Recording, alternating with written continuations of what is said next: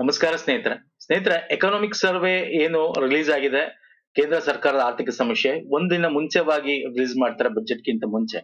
So ನಿಮ್ಗೆ ಗೊತ್ತಿರ್ಲಿ ಇದು 2024 recent ಆಗಿ ಎಕನಾಮಿಕ್ ಸರ್ವೆ ಅಂದ್ರೆ ಬಜೆಟ್ ಏನಾಗಿತ್ತು ಫೆಬ್ರವರಿಲಿ ಯೂಶಲಿ ನಿಮ್ಗೆ ಬಜೆಟ್ ಮಾಡ್ತಾರೆ ಅಲ್ವಾ.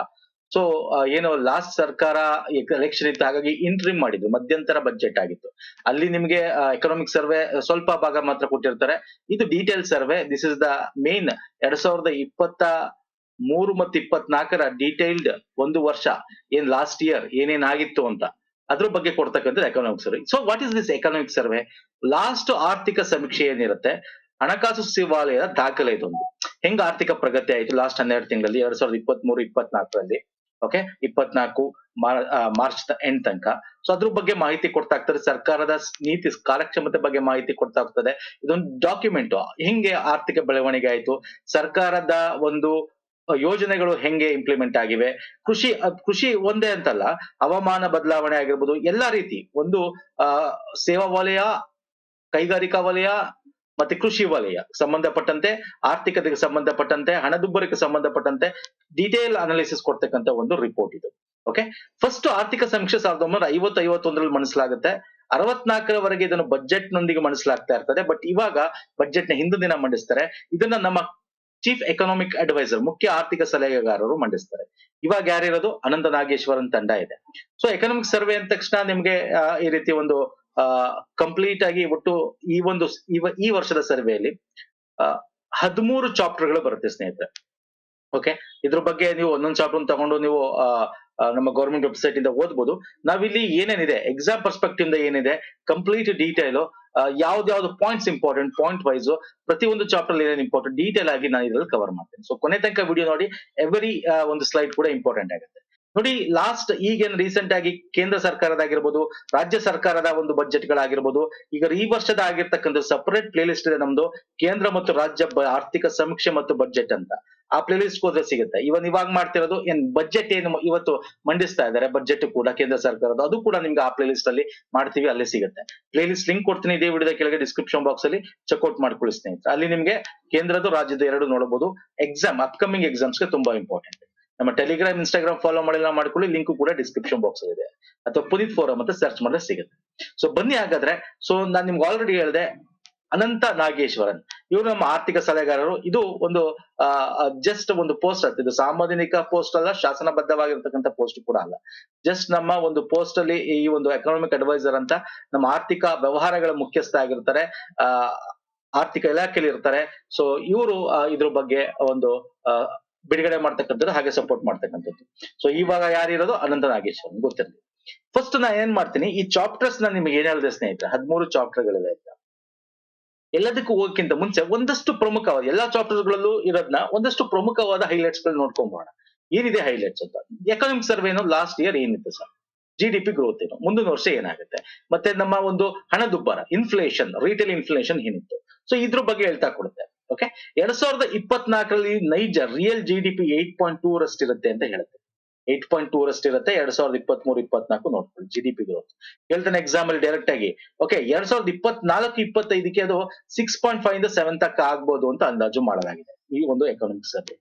ಓಕೆ, ಇಲ್ಲಿ 8.2ಲಿ ನಮ್ಗೆ ಕೈಗಾರಿಕದ್ದು ಅತ್ಯಂತ ಹೆಚ್ಚು ಬೆಳವಣಿಗೆ ದರ ದಾಖಲಿಸಿರೋದು. ಕೃಷಿ ವಲಯ, ಕೈಗಾರಿಕಾ ವಲಯ ಮತ್ತೆ ನೀವು ಸೇವಾ ವಲಯ ತಗೊಂಡ್ರೆ ಕೈಗಾರಿಕಾ ವಲಯ ಅತಿ ಹೆಚ್ಚು 9.5% ಆಫ್ ಗ್ರೋತ್, ಡೆವಲಪ್ಮೆಂಟ್ ಗ್ರೋತ್ ಆಗಿರ್ತಕ್ಕಂಥದ್ದು. ಓಕೆ, ಹಾಗೆ ಬ್ಯಾಂಕಿಂಗ್ ಸೆಕ್ಟರ್. ಸೊ ಇವೆಲ್ಲ ಆಗಿದೆ ಅಂದ್ರೆ ಬ್ಯಾಂಕಿಂಗ್ ಮತ್ತು ಹಣಕಾಸು ವಲಯದಲ್ಲೂ ಕೂಡ RBI ನಿಮ್ಗೆ ಗೊತ್ತಿದೆ ನೋಡಿ. ಲಾಸ್ಟ್ ನಿಮಗೆ ಕೋವಿಡ್ ನಂತರ RBI ತನ್ನ ರೇಪೋ ರಿಪೋರ್ಟ್ ಎಲ್ಲ, ರೇಪೋ ಬೇಸ್ ಪಾಯಿಂಟ್ಸ್ ಇವೆಲ್ಲ ಕಮ್ಮಿ ಮಾಡ್ಕೋತಾ ಬಂತು ಅಲ್ವಾ. ಯಾಕೆ? ದುಡ್ಡು ಸಿಗ್ಲಿ ಅಂತ, ಜನರು ಸಾಲ ಹೆಚ್ಚಾಗಿ ಸಿಗ್ಲಿ ಅಂತ. ಸೊ ಬಡ್ಡಿ ದರ ಕಮ್ಮಿ 4 ತನಕ ಹೊಟ್ಟೋಗಿತ್ತದು ಅಲ್ವಾ, ಬೇಸ್ ಪಾಯಿಂಟ್ಸ್ 4 ತನಕ ಹೋಗಿತ್ತು.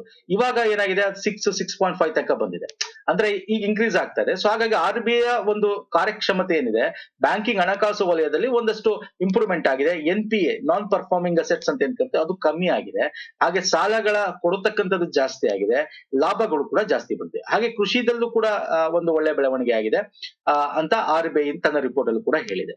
ಇನ್ನು RBI ಈ ಹಣದುಬ್ಬರ ಏನಿದೆ ಸ್ನೇಹಿತರೆ, ಹಣದುಬ್ಬರ ನಾವು ಇನ್ಫ್ಲೇಷನ್ ರೇಟ್ ಅಂತ ಕರಿತೀವಿ. ಇವೆಲ್ಲ ಮಾಡಿದ್ರಿಂದ, ಈ ರೇಪೋ ರೇಟ್ ಇವೆಲ್ಲ ಮಾಡಿದ್ರಿಂದ ನಮ್ಮ ಇನ್ಫ್ಲೇಷನ್, ಹಣದುಬ್ಬರ, ಇನ್ಫ್ಲೇಷನ್ ಅಂತ ಏನ್ ಕರಿತೀವಿ ಅದು ನಿಮ್ಗೆ ಗೊತ್ತಿದೆ 4 ಟಾರ್ಗೆಟ್. ಪ್ಲಸ್ ಆರ್ ಮೈನಸ್ 2 ಅಂದ್ರೆ 2 to 6 ಇಷ್ಟೊಳಗಿರಬೇಕು. ಈ ವರ್ಷ 2024ರಲ್ಲಿ 5.4ಗೆ ಇಳಿಕೆ ಆಗಿದೆ. ಇದು ನೆಕ್ಸ್ಟ್ 24-25ಕ್ಕೆ ಅದು 4.5ಗೆ ಕೂಡ ಇಳಿಕೆ ಆಗುತ್ತೆ ಅಂತ ಆರ್ ಬಿ ಅಂದಾಜು ಮಾಡಲಾಗಿದೆ, ಪ್ರೊಜೆಕ್ಟ್ ಮಾಡಿದೆ ಆರ್ ಬಿ. ಓಕೆ, ಈ ಪಾಯಿಂಟ್ಸ್ ಗಳಿದೆಯಲ್ಲ, this are all very important, exam direct questions ಬರ್ತವೆ.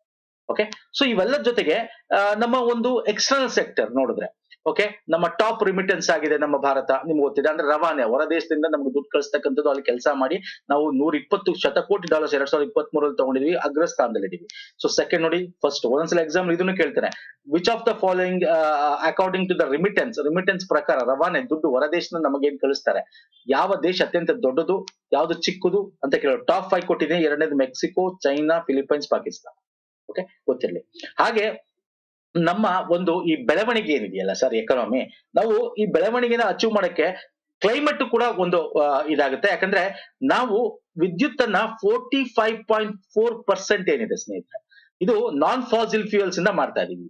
ಓಕೆ, ನಾನ್ ಫಾಸಿಲ್ ಫ್ಯೂಯಲ್ಸ್ ಅಂದ್ರೇನು, ಪೆಟ್ರೋಲಿಯಂ ಪ್ರಾಡಕ್ಟ್ಸ್, ಡೀಸೆಲ್ ಇಂಥದನ್ನು ಯೂಸ್ ಮಾಡಿಲ್ಲ. 45.4 ನಾವು ಸೋಲಾರ್ ಆಗಿರ್ಬೋದು, ವಿಂಡ್ ಎನರ್ಜಿ ಆಗಿರ್ಬೋದು, ಸೊ ಈ ತರ ಬೇರೆ ಬೇರೆ ನಾವು ನವೀಕರಿಸಬಹುದಾದ ಒಂದು ಎನರ್ಜಿಗಳನ್ನ ಯೂಸ್ ಮಾಡ್ಕೊಂಡು ಮಾಡ್ತಾ ಇರ್ತಕ್ಕಂಥ ಒಂದು ಇದು. ಹಾಗಾಗಿ 45% ಇದರಿಂದ ಮಾಡಿದ್ವಿ. ಹಾಗೆ ಹೆಲ್ತ್ ಬಗ್ಗೆನೂ ಕೂಡ ಮಾತಾಡ್ತಾರೆ. ಹೆಲ್ತ್ ಇದರಿಂದ 34.7 ಆಯುಷ್ಮಾನ್ ಭಾರತ್ ಕಾರ್ಡ್ಗಳನ್ನ ನಾವು ಕೊಟ್ಟಿದ್ದೀವಿ. ಇದರಿಂದ 7.37 ಕೋಟಿ ಆಸ್ಪತ್ರೆಯಲ್ಲಿ ದಾಖಲಾಗಿರತಕ್ಕಂಥದ್ದು ನಮಗೆ ಡಾಕ್ಯುಮೆಂಟ್ ಸಿಕ್ಕಿದೆ. ಸೊ ಹಾಗಾಗಿ ಇದು ಕೂಡ ಯುಟಿಲೈಸ್ ಆಗಿದೆ. ಹೆಲ್ತ್, ಶಿಕ್ಷಣ, ಎಕಾನಮಿ ಇದಕ್ಕೆಲ್ಲ ಕೂಡ ಇದೆ. ಇದರಲ್ಲಿ 22 ಮಾನಸಿಕ ಅಸ್ವಸ್ಥತೆಗಳು ಕೂಡ ಇದ್ರಲ್ಲಿ ಕವರ್ ಆಗಿದೆ ಅಂತ ಹೇಳ್ತಾರೆ. ಓಕೆ, ಇದೊಂದೇ ಅಲ್ಲ, ಪೇಟೆಂಟ್, ರಿಸರ್ಚ್ ಅಂಡ್ ಡೆವಲಪ್ಮೆಂಟ್ ಇದೆಯಲ್ಲ ಸ್ನೇಹಿತರೆ, ಅದು ಕೂಡ ಇನ್ಕ್ರೀಸ್ ಆಗಿದೆ. 2020ರಲ್ಲಿ ಬರೀ 25,000 ಆಯ್ತು ಆ ವರ್ಷ ಆ ಒಂದು ಇದು. ಈಗ ಅದರಿಂದ ರಿಸರ್ಚ್ ಅಂಡ್ ಡೆವಲಪ್ ಮಾಡಿ ತಮ್ಮ ಹೆಸರಲ್ಲಿ ಪೇಟೆಂಟ್ ಮಾಡೋರು 1,00,000ಕ್ಕೂ ಹೆಚ್ಚು ಪೇಟೆಂಟ್ಗಳು 2024ರಲ್ಲಿ ನೀಡಲಾಗಿದೆ ಅಂತ ಹೇಳ್ತಾರೆ. So this are all basic important points ಗಳು. ಇನ್ನು ಗಿಗ್ ವರ್ಕ್ ಬಗ್ಗೆ ಮಾತಾಡ್ತಾರೆ. ಗಿಗ್ ವರ್ಕ್ ಕೂಡ ವೆರಿ ಇಂಪಾರ್ಟೆಂಟ್ ನಮ್ಮ ಎಕಾನಮಿಗೆ. ಗಿಗ್ ಅಂಡ್ ಪ್ಲಾಟ್ಫಾರ್ಮ್ ವರ್ಕ್ ಅಂತ ಕರಿತೀವಿ. ಗಿಗ್ ಅಂಡ್ ಪ್ಲಾಟ್ಫಾರ್ಮ್ ವರ್ಕರ್ ಅಂತ. ಪ್ಲಾಟ್ಫಾರ್ಮ್ ಗಿಗ್ ವರ್ಕರ್ ಅಂದ್ರೆ ಏನು ಅಂದ್ರೆ, ಗಿಗ್ ವರ್ಕರ್ ಅಂತಂದ್ರೆ ಅವ್ರಿಗೆ ಇಷ್ಟವಾದ ಟೈಮ್, ಫ್ರೀಲಾನ್ಸರ್ ಅಂತ ಕರಿತೀವಿ. ಟೈಮ್ ಅವ್ರಿಗೆ ಬೇಕಾದ ಟೈಮ್ ಅಲ್ಲಿ ಪಾರ್ಟ್ ಟೈಮ್ ಆಗಿ ಕೆಲಸ ಮಾಡ್ತಕ್ಕಂಥದ್ದು ಅದು ಫ್ರೀಲಾನ್ಸರ್ ಕೆಲಸ ಅಂತೀರಿ. ಅವ್ರಿಗೆ ವರ್ಕ್ ಫ್ರಮ್ ಹೋಮ್ ಆಗಿರ್ಬೋದು, ಈ ತರ ಕೆಲಸ ಮಾಡ್ತಕ್ಕಂಥದ್ದು ಪಾರ್ಟ್ ಟೈಮ್ ಅಲ್ಲಿ ಅವ್ರಿಗೆ ಫ್ರೀ ಆಗಿರೋ ಟೈಮ್ ಅಲ್ಲಿ ಮಾಡ್ತಕ್ಕಂಥ gig worker. And this is also very important for economic growth ಅಂತ ಹೇಳ್ತಾರೆ. ಇದು 2.35 ಕೋಟಿಗೆ ವಿಸ್ತಾರ ಆಗುತ್ತೆ 2029-30 ವೇಳೆಗೆ ಅಂತ ಹೇಳ್ತಾರೆ. ಸೊ ವೆರಿ ಇಂಪಾರ್ಟೆಂಟ್ ಇದು. ಇನ್ನು ಕೃಷಿಗೆ ಬರ್ತೀನಿ. ನಾನು ನಿಮ್ಗೆ ಆಲ್ರೆಡಿ ಹೇಳಿದೆ, ಕೃಷಿ ವಲಯ, ಸೇವಾ ವಲಯ. ಕೃಷಿ ವಲಯದಲ್ಲಿ ಕಳೆದ 5 ವರ್ಷಗಳಲ್ಲಿ ನಾವು ನೋಡಿದ್ರೆ, ಕೃಷಿ ವಲಯ 2023-24ಕ್ಕೆ 4.18ರಷ್ಟು ವಾರ್ಷಿಕ ಬೆಳವಣಿಗೆ ಆಗಿದೆ. ಓಕೆ, 4.18ರಷ್ಟು ಡೆವಲಪ್ಮೆಂಟ್ ಆಗಿದೆ ಕೃಷಿ ಸೆಕ್ಟರ್, ಅಗ್ರಿಕಲ್ಚರ್ ಸೆಕ್ಟರ್. ಅದರ ಗ್ರೋತ್ ಟನ್ ಗಳಲ್ಲಿ ನೋಡೋದಾದ್ರೆ ನೀವು 328.9 ಮಿಲಿಯನ್ ಟನ್ ಆಗಿದೆ. ಅದೇ ನೀವು ಇಂಡಸ್ಟ್ರಿಯಲ್ ಆದ್ರೆ 9.5%, ಕೈಗಾರಿಕಾ ವಲಯ ಅಷ್ಟು ಡೆವಲಪ್ಮೆಂಟ್ ಗ್ರೋತ್ ಆಗಿದೆ. ಸರ್ವಿಸ್ ಸೆಕ್ಟರ್ 7.6% ಆಗಿದೆ. ನೋಡಿದ್ರೆ ಇಲ್ಲಿ ಅತ್ಯಂತ ಹೆಚ್ಚು ಇಯರ್ ಆನ್ ಇಯರ್ ಡೆವಲಪ್ ಆಗಿರೋದು ಈ ಒಂದು ಲಾಸ್ಟ್ ಇಯರ್ ಕಂಪೇರ್ ಮಾಡಿದ್ರೆ, ಅದು ಪ್ರೀವಿಯಸ್ ಇಯರ್ಗೆ. ಇಂಡಸ್ಟ್ರಿಯಲ್ ಸೆಕ್ಟರ್ ಕೇಳ್ತಾನೆ, ಈ 3 ವಲಯಗಳಿಗೆ ಅತ್ಯಂತ ಹೆಚ್ಚು ಡೆವಲಪ್ ಆಗಿರ್ತಕ್ಕಂಥದ್ದು, ಓಕೆ, ಬೆಳವಣಿಗೆ ಆಗಿರ್ತಕ್ಕಂಥ ವಲಯ ಯಾವುದು ಅಂತ ಕೇಳ್ತಾನೆ. ಗೊತ್ತಿರಲಿ, 4.18, ಓಕೆ, 4.18 ಕೃಷಿ, ಕೈಗಾರಿಕೆ 9.5, ಸರ್ವಿಸ್ ಸೆಕ್ಟರ್, ಸೇವಾ ವಲಯ 7.6%. ಸೊ ಇದು ಗೊತ್ತಿರಲಿ. ನೆಕ್ಸ್ಟ್ ಬರ್ತೀನಿ, ನಮ್ಮ ಭಾರತ ಫಾರ್ಮಾ ಸೆಕ್ಟರ್ ಅಲ್ಲಿ ಬೈ ವಾಲ್ಯೂಮ್ ಗಾತ್ರದಲ್ಲಿ ನೋಡೋದಾದ್ರೆ ವಿಶ್ವದಲ್ಲಿ 3ನೇ ಅತಿ ದೊಡ್ಡ ಫಾರ್ಮಾ ಸೆಕ್ಟರ್ ಒಂದು ಹೊಂದಿದೆ. ಓಕೆ, ಟಾಪ್ 20 ಫಾರ್ಮಾಸಿಟಿಕಲ್ ಕಂಪನಿಗಳಲ್ಲಿ ನೀವು ನೋಡೋದಾದ್ರೆ, ಜನರಿಕ್ ಕಂಪನಿಗಳಲ್ಲಿ ಅದರಲ್ಲಿ 8 ಭಾರತ ದೇಶದೇ ಇರ್ತವಂತೆ. ಸೊ ಈ ಒಂದು ಎಕನಾಮಿಕ್ ಸರ್ವೆ ಹೇಳುತ್ತೆ. ಹಾಗೆ PLI very important sir. PLI ಏನಿದು? PLI ಆತ್ಮನಿರ್ಭರ ಭಾರತ ಸಾಧಿಸ್ಬೇಕು ನಾವು. ಪ್ರೊಡಕ್ಷನ್ ಲಿಂಕ್ಡ್ ಇನ್ಸೆಂಟಿವ್ ಅಂತ ಕರಿತೀವಿ. ಪ್ರೊಡಕ್ಷನ್ ಲಿಂಕ್ಡ್ ಇನ್ಸೆಂಟಿವ್ ಅಂದ್ರೆ ಈ PLI ಸ್ಕೀಮ್ ಇಂದ ಏನಾಗಿದೆ ಸರ್, ನಮ್ಮ ಒಂದು ಪ್ರೊಡಕ್ಷನ್ ಏನಿದೆ ಸರ್, ಪ್ರೊಡಕ್ಷನ್ ಅದು ತುಂಬಾ ಜಾಸ್ತಿ ಆಗಿದೆ. 1.28% ಲಕ್ಷ ಕೋಟಿ ಇರೋದು, ಅದು ಜಾಸ್ತಿ ಆಗಿ 4.4% ಅಷ್ಟು ನಮ್ಮ ರಫ್ತು ಕೂಡ ಜಾಸ್ತಿ ಆಗಿದೆ. ಅಂದ್ರೆ ಏನ್ ಸರ್ ಪ್ರೊಡಕ್ಷನ್ ಲಿಂಕ್ಡ್ ಇನ್ಸೆಂಟಿವ್ ಅಂದ್ರೆ, ಈ ವರ್ಷ ಏನೋ ಒಂದು ಉತ್ಪಾದನೆ ಮಾಡಿರ್ತೀರಾ, ಮುಂದಿನ ವರ್ಷಕ್ಕೆ ಇದಕ್ಕಿಂತ ಹೆಚ್ಚು ಉತ್ಪಾದನೆ ಆಗ್ಬೇಕು. ಸೊ ಈ ಒಂದು ಬೇಸ್ ಹೆಚ್ಚು ಉತ್ಪಾದನೆ ಆದ್ರೆ ನಿಮ್ಗೆ ಒಂದಷ್ಟು ಇನ್ಸೆಂಟಿವ್ ಕೊಡ್ತಾರೆ. ಇದರ್ ನಿಮ್ಗೆ ಕರೆಂಟ್ ಬಿಲ್ ಕಮ್ಮಿ ಮಾಡೋದು, ಅಥವಾ ಒಂದಷ್ಟು ದುಡ್ಡು ಅಂತನೋ, ಅಥವಾ ಬೇರೆ ಯಾವ್ದಾದ್ರು ಕನ್ಸೆಷನ್ ಈ ತರ ಕೊಡ್ತಾರೆ. ಇದರಿಂದ ಏನಾಗುತ್ತೆ ಸರ್, ನೀವು ಹೆಚ್ಚು ಕೆಲಸ ಮಾಡ್ತಾರೆ, ಹೆಚ್ಚು ಉತ್ಪಾದನೆ ಆಗುತ್ತೆ, ನಮ್ಮ ಒಂದು ಆತ್ಮನಿರ್ಭರ ಭಾರತಕ್ಕೆ ಹೆಲ್ಪ್ ಆಗುತ್ತೆ. ಸೊ ಇವೆಲ್ಲದಿಂದ ಏನಾಗುತ್ತೆ, ವಾಣಿಜ್ಯ ರಫ್ತು ಇನ್ಕ್ರೀಸ್ ಆಗುತ್ತೆ. ರಫ್ತು ಇನ್ಕ್ರೀಸ್ ಆದ್ರೆ ಏನಾಗುತ್ತೆ, ನಮಗೆ ಫಾರೆಕ್ಸ್ ಕೂಡ, ನಮ್ಮ ಫಾರೆಕ್ಸ್ ರಿಸರ್ವ್ಸ್ ಇನ್ಕ್ರೀಸ್ ಆಗುತ್ತೆ. ಸೊ 2023-24ರಲ್ಲಿ ನಮ್ಮ ಭಾರತದ ಒಂದು ಫಾರೆಕ್ಸ್ ರಿಸರ್ವ್ಸ್ ನೋಡಿದರೆ 646.4 US ಬಿಲಿಯನ್ ನಮಗೆ US$ ಬಿಲಿಯನ್ ಅಷ್ಟು ನಮ್ಮ ಫಾರೆಕ್ಸ್ ರಿಸರ್ವ್ ಅಲ್ಲಿ ಇದೆ. ಸೊ ಗೊತ್ತಿರಲಿ, ವೆರಿ ಇಂಪಾರ್ಟೆಂಟ್. ಇದ್ರ ಜೊತೆಗೆ ನಮ್ಮ ಭಾರತಕ್ಕೆ ವಿದೇಶಿ ಪ್ರವಾಸಿಗರ ಸಂಖ್ಯೆ ಕೂಡ ಜಾಸ್ತಿ ಆಗಿ 92 ಲಕ್ಷ ಜನ ಬಂದಿದ್ದಾರೆ ಅಂತ ಹೇಳ್ತಾ ಇದ್ದಾರೆ. ಇ ಕಾಮರ್ಸ್ ಉದ್ಯಮ ಕೂಡ ಇನ್ನು 350 ಬಿಲಿಯನ್ ದಾಟಿದೆ ಅಂತ ಹೇಳ್ತಾ ಇದ್ದಾರೆ. ಹಾಗೆ ನ್ಯಾಷನಲ್ ಹೈವೇ ನೋಡಿ, ಇವೆಲ್ಲ ಯಾಕಾಗುತ್ತೆ ಸರ್? ಇವೆಲ್ಲ ಆದ್ರೇನೆ ನಮಗೆ ಇನ್ಫ್ರಾಸ್ಟ್ರಕ್ಚರ್ ಡೆವಲಪ್ ಆಗುತ್ತೆ. ಈ ಫಾರಿನರ್ಸ್ ಜಾಸ್ತಿ ಆಗೋ ಕಾರಣ ಇನ್ಫ್ರಾಸ್ಟ್ರಕ್ಚರ್ ಅಂದ್ರೆ ರಸ್ತೆ, ರೈಲು, ಬೇರೆ ಎಲ್ಲಾ ರೀತಿ ಸೇವಾ ಸರ್ವಿಸಸ್ ಗಳು ಇರಬೇಕು. ಇಲ್ಲಿ ನ್ಯಾಷನಲ್ ಹೈವೇ ನಿರ್ಮಾಣ ಇದೆಯಲ್ಲ, 2014 ದಿನಕ್ಕೆ 11.7 ಕಿಲೋಮೀಟರ್ ಆಗ್ತಿತ್ತು. ಆದ್ರೆ ಇವಾಗ 34 ಕಿಲೋಮೀಟರ್ ದಿನಕ್ಕೆ ಆಗ್ತಾ ಇದೆ. ಒಂದು ರಾಷ್ಟ್ರೀಯ ಹೆದ್ದಾರಿಯ ಒಂದು ನಿರ್ಮಾಣ 3 ಪಟ್ಟಷ್ಟು ಹೆಚ್ಚಾಗಿದೆ. ಕಳೆದ 5 ವರ್ಷಗಳ ರೈಲ್ವೇಸ್ ಕ್ಯಾಪೆಕ್ಸ್ ಅಂತಂದ್ರೆ ಕ್ಯಾಪಿಟಲ್ ಎಕ್ಸ್ಪೆಂಡಿಚರ್ ಅಂತ ಕರಿತೀವಿ. ಅಂದ್ರೆ ಏನು ಸರ್? ಬಂಡವಾಳ ವೆಚ್ಚ ಅಂದ್ರೇನು? Capital expenditure. ಓಕೆ, ಬಂಡವಾಳ ವೆಚ್ಚ ಅಂದ್ರೆ ನಾವು ರೈಲ್ವೇದು ಇನ್ಫ್ರಾಸ್ಟ್ರಕ್ಚರ್ ಡೆವಲಪ್ಮೆಂಟ್ ಮಾಡಕ್ಕೆ, ಅದರ ಒಂದು ಟ್ರ್ಯಾಕ್ಸ್ ಗಳಾಗಿರ್ಬೋದು, ಕೋಚಸ್ ಗಳಾಗಿರ್ಬೋದು, ಈಗ ವಂದೇ ಭಾರತ್ ಸೊ ಈ ತರ ಇದರಿಂದ ಏನಾಗಿದೆ, 77% ನಾವು ಇನ್ವೆಸ್ಟ್ಮೆಂಟ್ ರೈಲ್ವೆ ಮಾಡಿದೀವಿ. ಇದರಿಂದ ಇನ್ಕಮ್ ಜಾಸ್ತಿ ಆಗಿದೆ, ಪ್ಯಾಸೆಂಜರ್ದು ಕೂಡ ಇದು ಕೂಡ ಜಾಸ್ತಿ ಆಗಿದೆ ಅಂತ ಈ ಒಂದು ಎಕನಾಮಿಕ್ ಸರ್ವೆ ಹೇಳುತ್ತೆ. ಸೊ ಅದ್ರ ಜೊತೆಗೆ ನಮ್ಮ ಫಿಸಿಕಲ್ ಡಿಫಿಶಿಯೇಟ್ ನೋಡಿ ಕಮ್ಮಿ ಆಗ್ತಾ ಬರ್ತಾ ಇದೆ. ಓಕೆ, ವಿತ್ತೀಯ ಕೊರತೆ ಅಂತ ಕರಿತೀವಿ. ವಿತ್ತೀಯ ಕೊರತೆ ಅಲ್ವಾ? ನಮ್ಮ ವೆಚ್ಚ, ನಮ್ಮ ಇನ್ಕಮ್ ಎಲ್ಲ ಮೈನಸ್ ಮಾಡಿದ್ರೆ ಏನ್ ಬರುತ್ತೆ? ವಿತ್ತೀಯ ಕೊರತೆ ಬರುತ್ತೆ. 2023-24 ನಮ್ಮ ವಿತ್ತೀಯ ಕೊರತೆ 5.6% ಇದೆ ಆಫ್ GDP. ಓಕೆ, ಗೊತ್ತಿರ್ಲಿ ಇದು ಕೂಡ. ಪ್ರೀವಿಯಸ್ ಇಯರ್ಸ್ಗೆ ಕಮ್ಮಿ ಆಗಿದ್ಯಾ ಅಂತ ಹಿಂಗ್ ಬೇರೆ ಕೇಳ್ತಾನೆ KS ಗಳಲ್ಲಿ. ಕಮ್ಮಿ ಆಗಿದೆ. ಎಷ್ಟಿದೆ? 2023-24 ಫಿಸಿಕಲ್ ಡಿಫಿಶಿಯೇಟ್ 5.6% ಇದೆ. ಕ್ಯಾಪಿಟಲ್ ಎಕ್ಸ್ಪೆಂಡಿಚರ್ ನೋಡಿ, ನಮ್ಗೆ ಯಾವಾಗ್ಲೂ ಒಂದರ್ಥ ಮಾಡ್ಕೊಳ್ಳಿ, ನಮ್ಗೆ ಕ್ಯಾಪಿಟಲ್ ಎಕ್ಸ್ಪೆಂಡಿಚರ್ ಜಾಸ್ತಿ ಆಗ್ಬೇಕು, ಬಂಡವಾಳ ವೆಚ್ಚ ಜಾಸ್ತಿ ಆಗ್ಬೇಕು. ಬಂಡವಾಳ ವೆಚ್ಚ ನಾವು ಖರ್ಚು ಮಾಡ್ತಕ್ಕಂಥದ್ದು ಜಾಸ್ತಿ ಆದ್ರೆ ಅದ್ರಲ್ಲಿ ಇನ್ಕಮ್ ಬರೋದು ಜಾಸ್ತಿ ಆಗುತ್ತೆ. ಬಂಡವಾಳ ವೆಚ್ಚ ನೋಡಿ ಅದು ಕೂಡ ಜಾಸ್ತಿ ಆಗಿದೆ. 3.2% ಆಫ್ GDP ಅಷ್ಟು ನಾವು ಬಂಡವಾಳ ವೆಚ್ಚ ಮಾಡ್ತಾರೆ. Okay, capital expenditure. ಸೊ ಈಗ ಬರ್ತೀನಿ, ಇದಿಷ್ಟು ನಾವೇನ್ ಡಿಸ್ಕಸ್ ಮಾಡೋಣ, ನಿಮ್ಗೆ ಮುಖ್ಯವಾದ ಪಾಯಿಂಟ್ಸ್ ಗಳು. ಈ ಪಾಯಿಂಟ್ಸ್ ಗಳಿಂದ ಏನೋ ಕೀ ಹೈಲೈಟ್ಸ್ ಡಿಸ್ಕಸ್ ಮಾಡಿದೆ, ಇದರಿಂದ ತುಂಬಾ ನಿಮಗೆ ಕ್ವಶನ್ಸ್ ಗಳು ಬರ್ತವೆ. ಈಗ ಒಂದೊಂದು ಚಾಪ್ಟರ್ ಅಲ್ಲಿ ಒಂದೊಂದು ಪಾಯಿಂಟ್ಸ್ ಗಳನ್ನ ಕೂಡ ಡಿಸ್ಕಸ್ ಮಾಡ್ತಾ ಹೋಗೋಣ. ಏನ್ ಹೇಳುತ್ತೆ ಫಸ್ಟ್ನೇ ಚಾಪ್ಟರ್? ಸ್ಟೇಟ್ ಆಫ್ ಎಕಾನಮಿ, ಆರ್ಥಿಕ ಸ್ಥಿತಿ ಏನು ಅಂತ ಹೇಳುತ್ತೆ. ಸೊ ನಿಮ್ಗೆ ಆಲ್ರೆಡಿ ಹೇಳಿದ್ದೀನಿ ನಾನು ಸ್ಟಾರ್ಟಿಂಗ್ ಅಲ್ಲೇ ಕವರ್ ಮಾಡಿದ್ದೀನಿ. ನಮ್ಮ ರಿಯಲ್ GDP ಬೆಳವಣಿಗೆ, ನೈಜ GDP ಬೆಳವಣಿಗೆ ಏನಾಗಿದೆ? 6.5 to 7% 2025 ಟಾರ್ಗೆಟ್ ಇಟ್ಕೊಂಡಿದ್ದಾರೆ. 2023-24 ಏನಾಗಿದೆ? 8.2% ಬೆಳವಣಿಗೆ ಆಗಿದೆ. ಓಕೆ, ಇದು ಗೊತ್ತಿರಬೇಕು. ಮತ್ತೆ ಸಪ್ಲೈ ಏನಿದೆ sir? Gross value supply side ನಮ್ಗೆ ಸಪ್ಲೈ ಅಂದ್ರೆ ಮ್ಯಾನುಫ್ಯಾಕ್ಚರಿಂಗ್ ನಮ್ಗೆ ಒಟ್ಟಾರೆ ಗ್ರಾಸ್ ವ್ಯಾಲ್ಯೂ ಆಡೆಡ್ 7.2% ಜಾಸ್ತಿ ಆಗಿದೆ.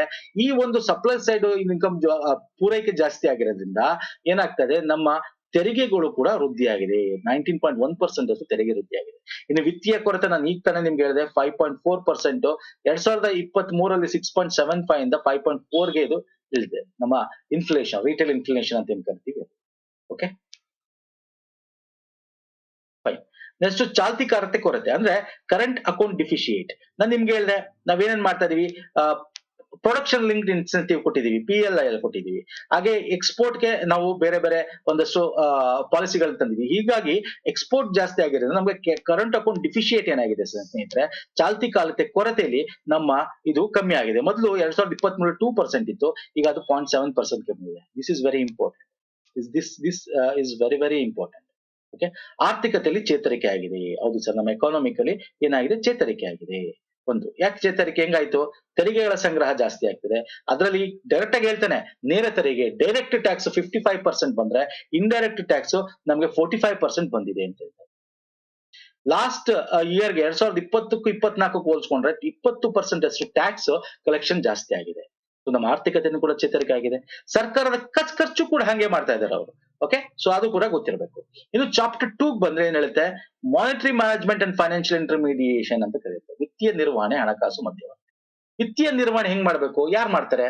ಐದರ್ ಫಿಸಿಕಲ್ ಪಾಲಿಸಿ ಇರಬೇಕು, ಮಾನಿಟರಿ ಪಾಲಿಸಿ ಮಾಡ್ಬೇಕು. ಯಾರು ಮಾಡ್ತಾರೆ? ಬ್ಯಾಂಕು ಅಥವಾ ಸರ್ಕಾರ ಮಾಡ್ಬೇಕು ಅಲ್ವಾ? ಸರ್ಕಾರ, ಬ್ಯಾಂಕು ಮಾಡ್ಬೇಕು. ಸೊ ಬ್ಯಾಂಕ್ ಏನ್ ಮಾಡಿದೆ ನೋಡೋಣ ಬನ್ನಿ. RBI ಇದೆಯಲ್ಲ, 6.4 ಅಷ್ಟು ಸ್ಥಿರವಾದ ನೀತಿ ದರವನ್ನು ನಿರ್ವಹಿಸೊಂದಿಗೆ ಒಳ್ಳೆ ಕಾರ್ಯಕ್ಷಮತೆ. ನಿಮ್ಗೆ ಹೇಳಿದ್ನಲ್ಲ ನಾನು, base points 6.5, repo rate reverse bimonthly policy ತರ್ತಾರೆ. ಮೊದಲು 4 ಅಲ್ಲಿ ಇತ್ತು, ಯಾವಾಗ? ಕೋವಿಡ್. ಯಾಕಂದ್ರೆ ಹೆಚ್ಚು ಇನ್ವೆಸ್ಟ್ಮೆಂಟ್ ಆಗ್ಬೇಕು ಅಂತ ಹೇಳಿ. ಹಾಗಾಗಿ ಅದು ಜಾಸ್ತಿ ಆಗಿತ್ತು. ಈಗ ಸ್ವಲ್ಪ ಬಡ್ಡಿ ದರ ಜಾಸ್ತಿ ಆಗಿದೆ, ಯಾಕಂದ್ರೆ ಬೇಸ್ ಪಾಯಿಂಟ್ ಜಾಸ್ತಿ ಮಾಡಿದ್ದಾರೆ. ಒಂದು. ಸೊ ಅಂದ್ರೆ ಹಣದುಬ್ಬರ ಎಲ್ಲಿ ಕಂಟ್ರೋಲ್ ಮಾಡಬೇಕು, ಎಲ್ಲಿ ಕಮ್ಮಿ ಮಾಡಬೇಕು ನೋಡ್ಕೊಂಡು ಮಾಡ್ತಾರೆ. ಬ್ಯಾಂಕಿಂಗ್ ವಲಯ ಕೂಡ ಒಳ್ಳೆ ಒಂದು ಪರ್ಫಾರ್ಮೆನ್ಸ್ ನಡೀತಾ ಇದೆ ಅಂತ ಹೇಳ್ತಾ ಇದ್ದಾರೆ. ಸಾಲ ಕೊಡೋದು, ಸಾಲ ಕ್ರೆಡಿಟ್ ಬೆಳವಣಿಗೆ, ಸಾಲ ಡೆವಲಪ್ಮೆಂಟ್ ಏನಿದೆ ಶೆಡ್ಯೂಲ್ ಕಮರ್ಷಿಯಲ್ ಬ್ಯಾಂಕ್ಸ್ ಗಳಿದೆ, ಆ ಸಾಲ ಕೊಡ್ತಾ ಇರೋದಿಲ್ಲ 20% ಏರಿಕೆ ಆಗಿದೆ ಸ್ನೇಹಿತರೆ. 163.3 ಲಕ್ಷ ಕೋಟಿ ಏರಿಕೆ ಆಗಿದೆ. ಓಕೆ, ಕೃಷಿ ಸಾಲ ಅದು ಕೂಡ 2 ಅಂಕಿದಾಗಿದೆ. ಪರ್ಸೆಂಟೇಜ್ ನೋಡೋದಾದ್ರೆ 10% ಗಿಂತ ಜಾಸ್ತಿ ಕೃಷಿ ಸಾಲಗಳು ಕೂಡ ಜಾಸ್ತಿ ಆಗ್ತಾ ಇದೆ. ಯಾಕಂದ್ರೆ ಇವೆಲ್ಲ ಇಂಪಾರ್ಟೆಂಟ್. ಯಾಕೆ ಇಂಪಾರ್ಟೆಂಟ್ ಹೇಳಿ, ನಿಮ್ಗೆ ಗೊತ್ತಿದೆ NPAಗಳು, ನಿವ್ವಳ ಅನುತ್ಪಾದಕ ಆಸ್ತಿ ಇದೆಯಲ್ಲ ಅದು ಕಮ್ಮಿ ಆಗಿದೆ ಸ್ನೇಹಿತರೆ. ನಿಮ್ಗೆ ಗೊತ್ತಿದೆ NPA 2019-20 ಕೋವಿಡ್, ಅದಕ್ಕಿಂತ ಮುಂಚೆ ಏನೋ ನೀರವ್ ಮೋದಿ ಆಗಿರ್ಬೋದು, ಮಲ್ಯಗಳ ಆಗಿರ್ಬೋದು ಓಡೋದ್ರು, ಅದರಿಂದ ಬ್ಯಾಂಕಿಂಗ್ ನ ಒಂದು NPA ಜಾಸ್ತಿ ಆಗಿತ್ತು. ಈಗ NPA ಕೂಡ ಏನಾಗಿದೆ ನಿಮ್ಗೆ ತುಂಬಾ ಕಮ್ಮಿ ಆಗಿದೆ. NPA ಬ್ಯಾಂಕಿಂಗ್ ಕ್ರೆಡಿಟ್ 2 ಅಂಕಿಗಿಂತ ಕಮ್ಮಿ ಆಗಿದೆ. ಓಕೆ, ಸೊ ಹಾಗಾಗಿ ನಮ್ಮ ಒಂದು ಮೈಕ್ರೋ ಮತ್ತು ಮ್ಯಾಕ್ರೋ ಫೈನಾನ್ಸ್ ಅಂತ ಏನ್ ಕರಿತೀವಿ ಅದು ಚೆನ್ನಾಗಿ ಆಡಳಿತ ಇದೆ ಭಾರತದಲ್ಲಿ ಅಂತ ಹೇಳುತ್ತೆ. ಹಾಗೆ ಭಾರತೀಯ ಒಂದು ಮೈಕ್ರೋ ಫೈನಾನ್ಸ್ ಕಿರುಬಂಡವಾಳ ವಲಯ ಮೈಕ್ರೋ ಫೈನಾನ್ಸ್ ಸೆಕ್ಟರ್ ಇದೆಯಲ್ಲ, ಚೀನಾದ ನಂತರ ವಿಶ್ವದಲ್ಲಿ ಅತಿ 2ನೇ ದೊಡ್ಡ ರಾಷ್ಟ್ರ ಈ ಮೈಕ್ರೋ ಫೈನಾನ್ಸ್ ಅಲ್ಲಿ ಭಾರತ ನಿಂತಿದೆ ಇವತ್ತು. Okay, so very important. ಕೈಗಾರಿಕಾ ವಲಯ ಅಷ್ಟೇ, ಅದು ಕೂಡ ಜಾಸ್ತಿ ಆಗಿದೆ, ಗೊತ್ತಿರ್ಲಿ ಅದು ಕೂಡ. ನೆಕ್ಸ್ಟ್ ಬರ್ತೀನಿ ಚಾಪ್ಟರ್ 3. ಇಲ್ಲಿ ಚಾಪ್ಟರ್ ಬೆಲೆ ಮತ್ತೆ ಹಣದುಬ್ಬರ ಬಗ್ಗೆ ಮಾತಾಡ್ತಾರೆ. ನಾನು ನಿಮ್ಗೆ ಹೇಳಿದೆ ಬೆಲೆಗಳು ಏನಾಗಿದೆ ಸರ್, ಈಗ ಹಣದುಬ್ಬರ ಅಂದ್ರೆ ಇನ್ಫ್ಲೇಷನ್ ಅಂತ. ಈಗ ಇನ್ಫ್ಲೇಷನ್ ಬಗ್ಗೆ ಡೀಟೇಲ್ ಆಗಿ ಮಾತಾಡ್ತೇನೆ. ಸೊ ಇನ್ಫ್ಲೇಷನ್ ಅಂತಕ್ಕಂಥದ್ದು ಏನಿದೆ, ಹಣದುಬ್ಬರ ರಿಟೇಲ್ ಇನ್ಫ್ಲೇಷನ್ 5.4% ಇದೆ ಅಂತ ಹೇಳಿದೆ. ಇದು ಯಾಕೆ ಕಮ್ಮಿ ಆಯ್ತು? ಆ 6 ಗಿಂತ ಜಾಸ್ತಿ ಆಗೋಗಿತ್ತು ಕೋವಿಡ್ ಟೈಮ್ ಅಲ್ಲಿ. ಯಾಕೆ? ಅವಾಗೆಲ್ಲ ಡೀಸೆಲ್, ಪೆಟ್ರೋಲ್ ಬೆಲೆ, LPG ಇವಾಗೆಲ್ಲ ನೋಡಿ, LPG 200 ರೂಪಾಯಿ ಕಮ್ಮಿ ಮಾಡಿದ್ರು ಲಾಸ್ಟ್ ಎಲೆಕ್ಷನ್ ಟೈಮ್ ಅಲ್ಲಿ. ಮತ್ತೆ ಡೀಸೆಲ್ 2 ರೂಪಾಯಿ ಕಮ್ಮಿ ಮಾಡಿದ್ರು, ಪೆಟ್ರೋಲ್ 2 ರೂಪಾಯಿ ಸಮಥಿಂಗ್ ಕಮ್ಮಿ ಮಾಡಿದ್ರು. ಸೊ ಇವೆಲ್ಲದಿಂದ ಏನಾಗಿದೆ, ಹಣದುಬ್ಬರ ಕಮ್ಮಿ ಆಗಿ ಬಂದಿದೆ. ಆಕ್ಚುಲಿ ಇನ್ನೂ ಕಮ್ಮಿ ಆಗ್ಬೇಕು ಈ ಹಣದುಬ್ಬರ. ಈ 5 ನಾವು 2 to 6% ಒಳಗಿರಬೇಕು. ನಮ್ಮ ಟಾರ್ಗೆಟ್ 4, 2% ಲೆಸ್ 2% ಇದ್ರೊಳಗೆ ಮ್ಯಾನೇಜ್ ಮಾಡ್ಬೇಕು ಅಂತ ಇರೋದು. 6% ಜಾಸ್ತಿ ಇರೋದನ್ನ 5.4% ತಂದಿದ್ದಾರೆ. ಬಟ್ ಈ ತಂದಿರೋದು ಯಾವ್ದ್ರಿಂದ ಅಂದ್ರೆ ಆಹಾರ ಹಣದುಬ್ಬರದಿಂದ, ಫುಡ್ ಇನ್ಫ್ಲೇಷನ್ ಇಂದ. ಫುಡ್ ಇನ್ಫ್ಲೇಷನ್ ಯಾಕೆ ಜಾಸ್ತಿ ಆಯ್ತು ಸರ್? ಇದರಲ್ಲಿ ಎಲ್ಲ ಆವರೇಜ್ ಇದು ಚಿಲ್ಲರೆ, ಇದ್ರಲ್ಲಿ ಫುಡ್ ಇನ್ಫ್ಲೇಷನ್ ಇದೆ. ಫುಡ್ ಇನ್ಫ್ಲೇಷನ್ ನೋಡಿದ್ರೆ ನಮ್ಗೆ 9-10% ಎಲ್ಲ ಹೋಗ್ಬಿಟ್ಟಿತ್ತು, ಈಗ ಅದು ಸ್ವಲ್ಪ ಕಮ್ಮಿ ಆಗಿದೆ. ಯಾಕೆ ಫುಡ್ ಇನ್ಫ್ಲೇಷನ್ ಜಾಸ್ತಿ? ಆಹಾರದ ಹಣದುಬ್ಬರ, ಆಹಾರದ ಪದಾರ್ಥಗಳು ಯಾಕೆ ಜಾಸ್ತಿ ಅಂದ್ರೆ, ನಿಮಗೆ ಗೊತ್ತಿದೆ ಲಾಸ್ಟ್ ಇಯರ್ ಹವಾಮಾನ ವೈಪರೀತ್ಯ ಆಯ್ತು, ಬೆಳೆ ಸಮಸ್ಯೆಗಳಾದವು, ರೋಗಗಳಾದವು, ಮಳೆ ಇರಲಿಲ್ಲ, ಬರಗಾಲ. ಸೊ ಹಾಗಾಗಿ ಇದು ಏನಾಗಿದೆ, ಫುಡ್ ಇನ್ಫ್ಲೇಷನ್ ಅಂತ ಇಲ್ಲಿಗೆ ಬಂದು. ಆಕ್ಚುಲಿ ಇದನ್ನು ಇನ್ನೂ ಕಮ್ಮಿ ಮಾಡ್ತಾರೆ. RBI ಏನಾಗಿದೆ, ಫ್ಯೂಚರ್ ಪ್ರೊಜೆಕ್ಷನ್ ಮಾಡಿದೆ, ಭವಿಷ್ಯದ ಪ್ರಕ್ಷೇಪಗಳು. RBI ಪ್ರಕಾರ 2025ಕ್ಕೆ ಇನ್ನೂ ಅದನ್ನ 4.5ಗೆ, 2026ಕ್ಕೆ ಅದು 4.1ಗೆ ನಮ್ಮ ಈ ಹಣದುಬ್ಬರನ ಇಳಿಸಬೇಕು ಅಂತ ಮಾಡ್ತಾರೆ. ಟಾರ್ಗೆಟ್ 4%, ±2-6% ಆ ಕಡೆ ಈ ಕಡೆ ಫೈನ್, ಇದು ಗೊತ್ತಿರಬೇಕು. ಓಕೆ, ಹಣದುಬ್ಬರದ ಬಗ್ಗೆ ಎಕ್ಸಾಮ್ ಅಲ್ಲಿ ಕೇಳ್ತಾನೆ. ಹಾಗೆ IMF ಕೂಡ 4.6% ಅಷ್ಟು ನಮ್ಗೆ ಒಂದು ಇದು ಮಾಡಿದೆ. 4.2% 2025ರಲ್ಲಿ ಇರ್ಬೋದು ಹಣದುಬ್ಬರ ಅಂತ. ಅದು ಕೂಡ ನಮ್ಮ ಭಾರತದ್ದು ಒಂದು ಮೆಜರ್ ಮಾಡಿ ಕೊಟ್ಟಿದೆ. ಸೊ ಗೊತ್ತಿರಲಿ, ಇದು very important. Inflation fine as per IMF ಪ್ರಕಾರ. ಒಂದೊಂದ್ಸಲ ಇದನ್ನು ಕೂಡ ಎಕ್ಸಾಮ್ ಅಲ್ಲಿ ಕೇಳ್ಬಿಡ್ತಾನೆ. ಆಸ್ ಪರ್ RBI ಪ್ರಕಾರ 5.4% ಇದೆ. 2025ಕ್ಕೆ 4.5 ಮಾಡ್ತಾರೆ, 2026ಕ್ಕೆ 4.1ಗೆ ಆಗಬಹುದು. ಬೈ ಕನ್ಸಿಡರಿಂಗ್ ಒಳ್ಳೆ ಮಳೆ ಈ ವರ್ಷ ಆಗಿದೆಯಲ್ಲ, ಹಂಗೆ ಮುಂದಿನ ವರ್ಷನೂ ಒಳ್ಳೆ ಮಳೆ ಬೆಳೆ ಆಗುತ್ತೆ ಅಂತ ಅವರು ಕನ್ಸಿಡರ್ ಮಾಡ್ಕೊಂಡು ಇದನ್ನ ಟಾರ್ಗೆಟ್ ನ ಫಿಕ್ಸ್ ಮಾಡಿದ್ದಾರೆ. ನೆಕ್ಸ್ಟ್ ಚಾಪ್ಟರ್ 4 ಹೇಳುತ್ತೆ ಎಕ್ಸ್ಟರ್ನಲ್ ಬಾಹ್ಯ ವಲಯ. Very important. ನಾವು ಹೆಂಗೆ ಬಾಹ್ಯ ವಲಯ ಅಂದ್ರೆ, ಎಕ್ಸ್ಪೋರ್ಟ್ ಹೆಂಗ್ ನಡೀತಾ ಇದೆ, ಟ್ರೇಡ್ ಹೆಂಗ್ ನಡೀತಾ ಇದೆ, ನಮ್ಮ ಫಾರೆಕ್ಸ್ ಹೆಂಗಿದೆ, ನಮ್ಮ ಕರೆಂಟ್ ಅಕೌಂಟ್ ಡಿಫಿಶಿಯೇಟ್ ಹೆಂಗಿದೆ, ಅಂದ್ರೆ ಚಾಲ್ತಿ ಖಾತೆ ಹೆಂಗಿದೆ ನಮ್ದು. ಚಾಲ್ತಿ ಖಾತೆ ಅಂದ್ರೆ ಗೊತ್ತಲ್ಲ ನಿಮ್ಗೆ, ವೆರಿ ಇಂಪಾರ್ಟೆಂಟ್. ಕರೆಂಟ್ ಅಕೌಂಟ್ ಅಂತ ಕರಿತೀವಿ. ಓಕೆ, ಅದರಲ್ಲಿ ಕ್ಯಾಪಿಟಲ್ ಅದು ಕೂಡ ಬರುತ್ತೆ. ಸೊ ಇವೆಲ್ಲ ಕೂಡ ಅದರಲ್ಲಿ ರಫ್ತು ಹೆಂಗಾಗ್ತಿದೆ, ಇವೆಲ್ಲ ಬಾಹ್ಯ ವಲಯದಲ್ಲಿ ಬರುತ್ತೆ. ಇನ್ನು ಬಾಹ್ಯ ವಲಯ ನಮ್ಮ ಆಸ್ ಪರ್ ಲಾಜಿಸ್ಟಿಕ್ ಕಾರ್ಯಕ್ಷಮತೆ, ಲಾಜಿಸ್ಟಿಕ್ ಪರ್ಫಾರ್ಮೆನ್ಸ್ ಇಂಡೆಕ್ಸ್ ಅಂತ ಕರಿತೀವಿ. ವಿಶ್ವ ಬ್ಯಾಂಕ್ ಬಿಡುಗಡೆ ಮಾಡುತ್ತೆ ವರ್ಲ್ಡ್. ಅದ್ರ ಪ್ರಕಾರ ನಮ್ಮ ರ್ಯಾಂಕ್ ಏನಿದೆ ಸರ್, ಲಾಜಿಸ್ಟಿಕ್ ಅಂದ್ರೇನು, ಈ ಒಂದು ಪೋರ್ಟ್ ಗಳಲ್ಲಿ, ಟ್ರಾನ್ಸ್ಪೋರ್ಟ್ ಗಳಲ್ಲಿ ಏನ್ ಮಾಡ್ತಾ ಇದೀವಿ ಅದರಲ್ಲಿ ಒಳ್ಳೆ ರ್ಯಾಂಕ್ ಇದೆ ನಾವು. ಅದ್ರ ರಫ್ತು ಚೆನ್ನಾಗ್ ಆಗ್ತಾ ಇದೆ ಅಂತ ಅರ್ಥ. 2018 44 ಇದ್ದು, ಈಗ ಈ 38ಗೆ ಒಳ್ಳೆ ರ್ಯಾಂಕ್, ಸ್ವಲ್ಪ ಸುಧಾರಿಸಿದೆ. ಒಂದಷ್ಟು ನಾವು ಮುಂದೆ ಬಂದಿದೀವಿ as per the world bank logistic performance index ಪ್ರಕಾರ. ಹಾಗಾಗಿ ನಮ್ದು ಬಾಹ್ಯ ವಲಯ ಕೂಡ ಏನಾಗ್ತಾ ಇದೆ, ಪ್ರೋಗ್ರೆಸ್ ಅಲ್ಲಿ ಇದೆ ಅಂತ ಹೇಳ್ಬೋದು. ಚಾಲ್ತಿ ಖಾತೆ ಕೊರತೆ ಇದು ಕೂಡ ಸುಧಾರಿಸಿದೆ. ನಾನು ನಿಮ್ಗೆ ಆಲ್ರೆಡಿ ಹೇಳಿದೆ, ನಮ್ಮ GDP 6.7% ಕರೆಂಟ್ ಅಕೌಂಟ್ ಡಿಫಿಷಿಯೆಂಟ್ ಕಮ್ಮಿ ಆಗಿದೆ ಅಂತ ನಿಮ್ಗೆ ಹೇಳಿದೆ ಅಲ್ವಾ. ಈ ಬ್ಯಾಲೆನ್ಸ್ ಆಫ್ ಪೇಮೆಂಟ್ ಬಗ್ಗೆ ಗೊತ್ತಿರುತ್ತೆ, ನಾವೆಲ್ಲ ಮಾಡಿರ್ತೀವಿ. BOP ಅಂತ, ಇದ್ರಲ್ಲಿ 2 ಖಾತೆ ಇರುತ್ತೆ, ಕರೆಂಟ್ ಅಕೌಂಟ್ ಅಂತ ಇರುತ್ತೆ, ಒಂದು ಕ್ಯಾಪಿಟಲ್ ಅಕೌಂಟ್ ಅಂತ ಇರುತ್ತೆ. ಇದ್ರ ಬಗ್ಗೆ ನಾನು ನಿಮ್ಗೆ ಆಲ್ರೆಡಿ ನಮ್ಮ ಅರ್ಥಶಾಸ್ತ್ರ GK ವಿಡಿಯೋಗಳೆಲ್ಲ ಹೇಳಿದೀನಿ, ನೋಡಿಲ್ಲ ಅಂದ್ರೆ ನೋಡಿ ಸ್ನೇಹಿತರ. ಓಕೆ, ಸೊ ಅದೆಲ್ಲ ನಿಮ್ಗೆ ಗೊತ್ತಿರುತ್ತೆ ಅಂತ ನಾನು ಇದನ್ನ ಮಾಡ್ತೀನಿ. ಗೊತ್ತಿಲ್ಲ ಅಂದ್ರೆ ಅದನ್ನೆಲ್ಲ ನೀವು ನೋಡ್ಕೋಬೇಕಾಗುತ್ತೆ. ರಫ್ತುಲಿ ವೆರಿ ಇಂಪಾರ್ಟೆಂಟ್ ಏನು ಅಂದ್ರೆ, ರಫ್ತು ಏನ್ ಮಾಡ್ತಾ ಇದೀವಲ್ಲ ಸರ್, ಸರ್ವಿಸಸ್, ಸೇವೆಗಳಲ್ಲಿ ಅತ್ಯಂತ ಹೆಚ್ಚಾಗಿರೋದು. ಅಂದ್ರೆ IT BT ಅತ್ಯಂತ ಹೆಚ್ಚು ರಫ್ತು ನಡೀತಾ ಇರೋದು. ಎಷ್ಟಾಗಿದೆ? 4.9% ಪ್ರೀವಿಯಸ್ ಇಯರ್ ಕಂಪೇರ್ ಮಾಡಿದ್ರೆ ಏರಿಕೆ ಆಗಿದೆ. 341.1 ಬಿಲಿಯನ್ ಅಷ್ಟು ತಲುಪಿದೆ. ಆದ್ರೆ ಇಲ್ಲಿ ಇದರಲ್ಲಿ ಅತ್ಯಂತ ಹೆಚ್ಚು ನಾವು IT ಸಾಫ್ಟ್ವೇರ್ ಗಳನ್ನ ಹೆಚ್ಚು ರಫ್ತು ಮಾಡ್ತಾ ಇದ್ದೀವಿ. ಓಕೆ, ಹಾಗಾಗಿ ಈ ರಫ್ತುಗಳು ಜಾಸ್ತಿ ಆಗಿದೆ. ಹೊರಗಡೆ ನಮ್ಮ IT ಅವ್ರ ಕಂಪನಿ ಕೆಲಸ ಮಾಡಿದ್ರೆ ಹಾಗಾಗಿ ನಮ್ಗೆ ಹೊರಗಡೆಯಿಂದ ದುಡ್ಡು ಬರೋದು. ಭಾರತ ಅಗ್ರ ಸ್ಥಾನದಲ್ಲಿದೆ ಅಂತ ನಾನು ಆಲ್ರೆಡಿ ಹೇಳಿದ್ದೀನಿ ನಿಮ್ಗೆ. ಯಾವುದು? ರಿಮಿಟೆನ್ಸ್ ಸ್ವೀಕಾರದಲ್ಲಿ ಈಗ ಹೊರಗಿನ ರವಾನೆ, ಹಣ ರವಾನೆ ಭಾರತಕ್ಕೆ ಬರೋದ್ರಲ್ಲಿ ನಂಬರ್ 1 ಸ್ಥಾನದಲ್ಲಿ ಇದೆ ಅಂತ ಗೊತ್ತಿರಲಿ. 120 USD ಅಷ್ಟಿದೆ. ಓಕೆ, ಮಾರ್ಚ್ 24ರ ಅಂತ್ಯದ ವೇಳೆಗೆ GDP ಅನುಪಾತಕ್ಕೆ ಬಾಹ್ಯ ಸಾಲವು 18.7ರಷ್ಟಿದ್ದು ಭಾರತದ ಬಾಹ್ಯ ಸಾಲು ವರ್ಷಗಳಲ್ಲಿ ಸಮರ್ಥನೀಯವಾಗಿದೆ. ನಾವು ಸಾಲ ಹೊರಗಡೆಯಿಂದ ಮಾಡಿರೋದ್ರಲ್ಲಿ 18.7% ಅಷ್ಟಿದೆ ಬಾಹ್ಯ ಸಾಲ. And it is also very less comparatively ಅಂತ ಹೇಳ್ಬೋದು ಕೋವಿಡ್ ನ ಒಂದು ಟೈಮ್ ಪೀರಿಯಡ್ ಗೆ ನೋಡ್ಕೊಂಡ್ರೆ. ಸೊ ಇದು ಬಾಹ್ಯ ವಲಯ ಒಂದು ಒಳ್ಳೆ ರೀತಿಯಾದ ಪರ್ಫಾರ್ಮೆನ್ಸ್ ಮಾಡ್ತಾ ಇದೆ ಅಂತ ಹೇಳಿದೆ. ನೆಕ್ಸ್ಟ್ ಬರ್ತೀನಿ ಆ ಚಾಪ್ಟರ್ 5 ಮೀಡಿಯಂ ಟರ್ಮ್ ಔಟ್ಲುಕ್ ಅಂತ, ಮಧ್ಯಮ ಅವಧಿಯ ಔಟ್ಲುಕ್. ಅಂದ್ರೆ ಈ ಮಧ್ಯಮ ಅವಧಿಯಲ್ಲಿ ಭಾರತ ಹೆಂಗೆ ಪ್ರೋಗ್ರೆಸ್ ಆಗ್ಬೇಕು ಅಂತ ಈ ಚಾಪ್ಟರ್ ಹೇಳ್ತಾರೆ. ಇಲ್ಲಿ ಏನ್ ಹೇಳಲ್ಲ ಈ ಚಾಪ್ಟರ್ ಅಲ್ಲಿ ಜಾಸ್ತಿ ಬಗ್ಗೆ ಮಾತಾಡಕ್ ಹೋಗಲ್ಲ. ಹೆಂಗ್ ಪ್ರೋಗ್ರೆಸ್ ಆಗ್ಬೇಕು ಅಂದ್ರೆ ನಾವು ಟಾರ್ಗೆಟ್ ಇಟ್ಕೊಂಡಿದ್ದೆ ಅಮೃತ್ ಕಾಲ್ ಅಂತ 6 ಕೀ ಏರಿಯಾಸ್ಗಳಿದೆ, 6 ಪ್ರಮುಖವಾದ ಕ್ಷೇತ್ರಗಳ ಇದರಲ್ಲಿ ಮಾಡ್ಕೊಂಡಿದೀವಿ. ಯಾವುದು? ಅಮೃತ್ ಕಾಲ, ಖಾಸಗಿ ಹೂಡಿಕೆಯನ್ನು ಉತ್ತೇಜಿಸಬೇಕು, ಒಂದು MSMEಗಳ ವಿಸ್ತರಣೆ ಮಾಡಬೇಕು ಅಲ್ವಾ. 2024 ನಾವು ಅಮೃತ್ ಕಾಲನ ನೋಡ್ಬೇಕು. ಯಾಕೆ ನೋಡ್ಬೇಕು? ಎಷ್ಟೇ 2024 100 ವರ್ಷ ಆಗುತ್ತಲ್ಲ ನಮ್ಮ ಒಂದು ಸ್ವತಂತ್ರ ಬಂದು ಅಲ್ವಾ. ಹಾಗಾಗಿ ಬೆಳವಣಿಗೆ ಎಂಜಿನ್ ಆಗಿ ಕೃಷಿನೂ ಕೂಡ ಮಾಡಬೇಕು. ಹಸಿರು ಪರಿವರ್ತನೆ ಹಣಕಾಸು ಅಂದ್ರೆ ನಮ್ಮ ಹಣಕಾಸು ಡೆವಲಪ್ಮೆಂಟ್ ಹೆಂಗಿರ್ಬೇಕು ಅಂತಂದ್ರೆ ಗ್ರೀನ್ ಇನಿಷಿಯೇಟಿವ್ ಇಂದ ಆಗಿರ್ಬೇಕು, ಫಾಸಿಲ್ ಫ್ಯೂಯಲ್ ಇಂದ ಅಲ್ಲ.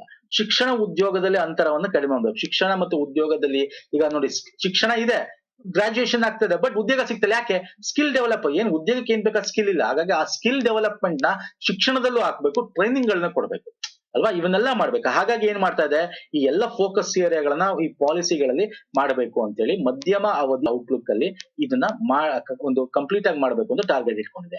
ಹಾಗಾಗಿ ಏನ್ ಮಾಡ್ತಾ ಇದೆ ಸರ್ಕಾರ, ಕೇಂದ್ರ ರಾಜ್ಯ ಸರ್ಕಾರ ಮತ್ತು ಖಾಸಗಿ ವಲಯಗಳು ನೋಡಿ, ಇದ್ರಲ್ಲಿ ಬರೀ ಯಾವಲ್ಲ ಅರ್ಥ ಮಾಡ್ಕೊಳ್ಳಿ, ಯಾವುದೇ ಒಂದು ಕಂಟ್ರಿ ಆಗ್ಬೇಕು ಅಂದ್ರೆ ಬರೀ ಪಬ್ಲಿಕ್ ಎಕ್ಸ್ಪೆಂಡಿಚರ್ ಇದ್ರೆ ಆಗಲ್ಲ. ಅಂದ್ರೆ ಸಾರ್ವಜನಿಕ ಬಂಡವಾಳ ಅಂದ್ರೆ ನಮ್ಮ ಸರ್ಕಾರ ಆಗ್ತಕ್ಕಂಥ ಬಂಡವಾಳ ಇನ್ವೆಸ್ಟ್ಮೆಂಟ್ ಮಾಡಿದ್ರೆ ಆಗಲ್ಲ. Private investment is also very important. Private investment. Okay, so ಹಂಗಾಗಿ ಕೇಂದ್ರ ರಾಜ್ಯ ಸರ್ಕಾರಗಳು ಖಾಸಗಿ ವಲಯಗಳು ಸೇರ್ಕೊಂಡು ಇದನ್ನ 7% ಅಷ್ಟು ಡೆವಲಪ್ಮೆಂಟ್ ಆಗಬೇಕು.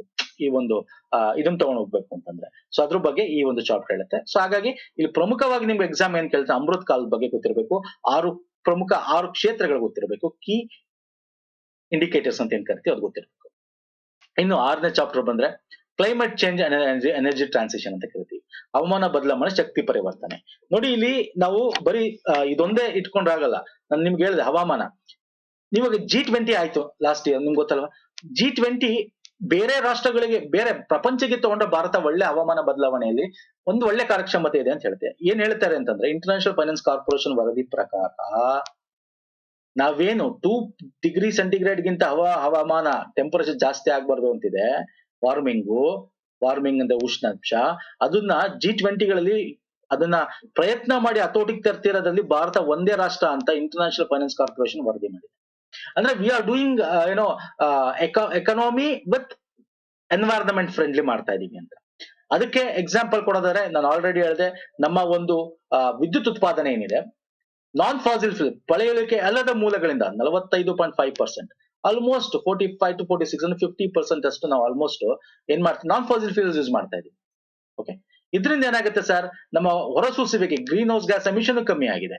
2005ರ ಮಟ್ಟಕ್ಕೆ ಹೋಲಿಸ್ಕೊಂಡ್ರೆ 33% ಅಷ್ಟು ಕಮ್ಮಿ ಆಗಿದೆ ನಮ್ದು ಈ ಒಂದು ಇದರಿಂದ. ಓಕೆ, ಇದರಿಂದ ಇಂಧನ ಉಳಿತಾಯ ಆಗಿದೆ. ಇಂಧನ ಉಳಿತಾಯ, ಫಾಸಿಲ್ ಫ್ಯೂಲ್ ಕಮ್ಮಿ ಮಾಡಿದಾಗ ನಾವು ತೈಲವನ್ನು ಆಮದು ಮಾಡ್ಕೊಳ್ಳೋದು ಕಮ್ಮಿ ಆಗುತ್ತೆ. ಎಷ್ಟು ಕಮ್ಮಿ ಆಗಿದೆ? 1,94,320 ಕೋಟಿ ಅಷ್ಟು ನಾವು ಇದನ್ನ ಉಳಿಸಿದೀವಿ. 306 ಮಿಲಿಯನ್ ಟನ್ ಹೊರಸೂಸುವಿಕೆ ಗ್ರೀನ್ ಹೌಸ್ ಗ್ಯಾಸಸ್ ನ ತಡೆದಿದ್ದೀವಿ. ಹಾಗಾಗಿ ನಾವು ಎಂತ ಬಾಂಡ್ಗಳು, ಈಗ ನೋಡಿ ನಾವು ಬಾಂಡ್ಗಳು, ಡಿಬೆಂಚರ್ಸ್ ಗಳು ಇವೆಲ್ಲ ಬಿಡುಗಡೆ ಮಾಡ್ತಾರಲ್ವಾ, ಅದನ್ನ ತಗೊಳ್ಳಿ ಅಂತ. ಗ್ರೀನ್ ಬಾಂಡ್ ಗಳನ್ನ, ಹಸಿರು ಬಾಂಡ್ ಗಳನ್ನ ನಾವು ಬಿಡುಗಡೆ ಮಾಡ್ತಾ ಇದೀವಿ. ಹಸಿರು ಬಾಂಡ್ಸ್ ಅಂತಂದ್ರೆ ಏನು ಅಂದ್ರೆ, ನೀವು ಈ ಬಾಂಡ್ಸ್ಗೋಸ್ಕರ ಯಾರು ಬಿಡುಗಡೆ ಮಾಡ್ತಾರೆ ಅಂದ್ರೆ, ಈ ಒಂದು ದುಡ್ಡನ್ನ ಅವರು ಗ್ರೀನ್ ಎಕಾನಮಿಕ್ ಮಾತ್ರ ಬಳಸಬೇಕು. ಅಂದ್ರೆ ಗ್ರೀನ್ ಡೆವಲಪ್ಮೆಂಟ್ ಅಂದ್ರೆ ಎನ್ವೈರನ್ಮೆಂಟ್ ಫ್ರೆಂಡ್ಲಿ ಉದ್ಯಮಕ್ಕೆ ಬಳಸಬೇಕಾಗುತ್ತೆ. ಸೊ ಅದು ಕೂಡ ಇನ್ಕ್ರೀಸ್ ಆಗಿದೆ. 2023 ಸ್ಟಾರ್ಟಿಂಗ್ ಅಲ್ಲಿ 16 ಕೋಟಿ ಅಷ್ಟು ಇದ್ದಿದ್ದು, ಆ ಇನ್ವೆಸ್ಟ್ಮೆಂಟ್ ಏನಿದೆ 20 ಕೋಟಿ ಅಂದ್ರೆ ಗ್ರೀನ್ ಇನ್ವೆಸ್ಟ್ಮೆಂಟ್, ಗ್ರೀನ್ ಬಾಂಡ್ ಗಳಿಗೆ, ಅಂದ್ರೆ ಗ್ರೀನ್ ರಿಲೇಟೆಡ್, ಅಂದ್ರೆ ಹವಾಮಾನಕ್ಕೆ ಒಂದು ಹೊಂದಿಕೆ ಆಗ್ತಕ್ಕಂತ ಒಂದು ಬಿಸ್ನೆಸ್ ಗಳು, ಕಾರ್ಯಕ್ರಮಗಳು, ಕೈಗಾರಿಕೆಗಳು. ಓಕೆ, ಸೊ ಹಾಗೆ ಹವಾಮಾನ ಬದಲಾವಣೆ, ಶಕ್ತಿ ಪರಿವರ್ತನೆಗೆ ನಮ್ದು ಬೇರೆ G20 ಹೋಲಿಸ್ಕೊಂಡ್ರೆ we are in progress and we are standing first ಅಂತ ಹೇಳ್ತಾ ಇದೆ. Okay, very important. ಸೊ ಇಲ್ಲಿ ನೋಡಿ, ಇಂಡಿಯಾಸ್ ಎನರ್ಜಿ ಗ್ರೋ ಮುಂದಿನ ಈ 2047 2ರಿಂದ 2.5 ಟೈಮ್ಸ್ ಜಾಸ್ತಿ ಆಗುತ್ತೆ. ಜಾಸ್ತಿ ಆಗ್ಲಿ, ತೊಂದರೆ ಇಲ್ಲ, ಯಾಕಂದ್ರೆ ವಿ ಆರ್ ಆಲ್ಸೋ ಟಾರ್ಗೆಟಿಂಗ್, ಏನ್ ಮಾಡ್ತಾ ಇದೀವಿ ನಾವು, ನಾನ್ ಫಾಸಿಲ್ ಫ್ಯೂಯಲ್ಸ್. ಅದನ್ನೇ ಹೇಳುತ್ತೆ ಈ ಎಕನಾಮಿಕ್ ಸರ್ವೆಲಿ. ನಮ್ಮ ಸೋಲಾರ್ ಕೆಪಾಸಿಟಿ ಇದೆಯಲ್ಲ 82.64 ಗಿಗಾವ್ಯಾಟ್ ಅಷ್ಟು ಏಪ್ರಿಲ್ ಎಂಡ್ 2024 ಒಳಗೆ ಇನ್ಸ್ಟಾಲ್ ಆಗಿದೆ. ಅದನ್ನ ನಾವು ಇನ್ನೂ ಜಾಸ್ತಿ ಮಾಡ್ತಾ ಇದೀವಿ, 30 ಗಿಗಾವ್ಯಾಟ್ ಇನ್ನೂ ಅಡಿಷನ್ ರೂಫ್ ಟಾಪ್ ಸೋಲಾರ್ ಮುಖಾಂತರ ಪ್ರಧಾನಮಂತ್ರಿ ಸೂರ್ಯ ಘರ್ ಯೋಜನಾ ಹೊಸ ಯೋಜನೆ, ಇದರಲ್ಲೂ ಕೂಡ ನಾವು ಇನ್ನು 30 ಗಿಗಾವ್ಯಾಟ್ ನ ಎಕ್ಸ್ಟ್ರಾ ತಗೊಂಡ್ಬರ್ತಾ ಇದೀವಿ. ಓಕೆ, ಗ್ರೀನ್ ಕ್ರೆಡಿಟ್ ಪ್ರೋಗ್ರಾಮ್ ತರ್ತಾ ಇದೀವಿ ಅಲ್ವಾ, ಮತ್ತೆ ಲೈಫ್ ಪ್ರೋಗ್ರಾಮ್ ತರ್ತೇವೆ, ಮಿಷನ್ ಲೈಫ್ ಅಂತ ಕರಿತೀವಿ. What is mission life? Climate change mission life ಅಂದ್ರೆ ಲೈಫ್ ಫಾರ್ ಎನ್ವೈರನ್ಮೆಂಟ್ ಅಂತ. ಅಂದ್ರೆ ನೀವು ಯಾವುದೇ ವಸ್ತು ಬಳಸಿ, ಗ್ರೀನ್ ಇಂದ ಆಗಿರ್ತಕ್ಕಂಥದ್ದು ಬಳಸಿ, ಲೈಫ್ ಸಸ್ಟೈನಬಲ್ ಹೌಸ್ ಗಳನ್ನ ಬಿಲ್ಡ್ ಮಾಡಿ, ಸಸ್ಟೈನಬಲ್ ಅಗ್ರಿಕಲ್ಚರ್ ನ ಬಿಲ್ಡ್ ಮಾಡಿ, ಸಸ್ಟೈನಬಲ್ ಮೆಟೀರಿಯಲ್ ನ ಯೂಸ್ ಮಾಡಿ, ಗ್ರೀನರಿಗೆ ಅಂದ್ರೆ ಏನು ಹಸಿರು ಚಿಹ್ನೆ ಇರ್ತಕ್ಕಂಥ ವಸ್ತುಗಳನ್ನ ಯೂಸ್ ಮಾಡಿ, ಪ್ಲಾಸ್ಟಿಕ್ ಫ್ರೀ ಮಾಡಿ. ಇವೆಲ್ಲ ನಿಮ್ಮ ಲೈಫ್, ಮಿಷನ್ ಲೈಫ್ ಅಂತ ಕರಿತೀವಿ. ಓಕೆ, ಸೊ ವೆರಿ ಇಂಪಾರ್ಟೆಂಟ್ ಇದು.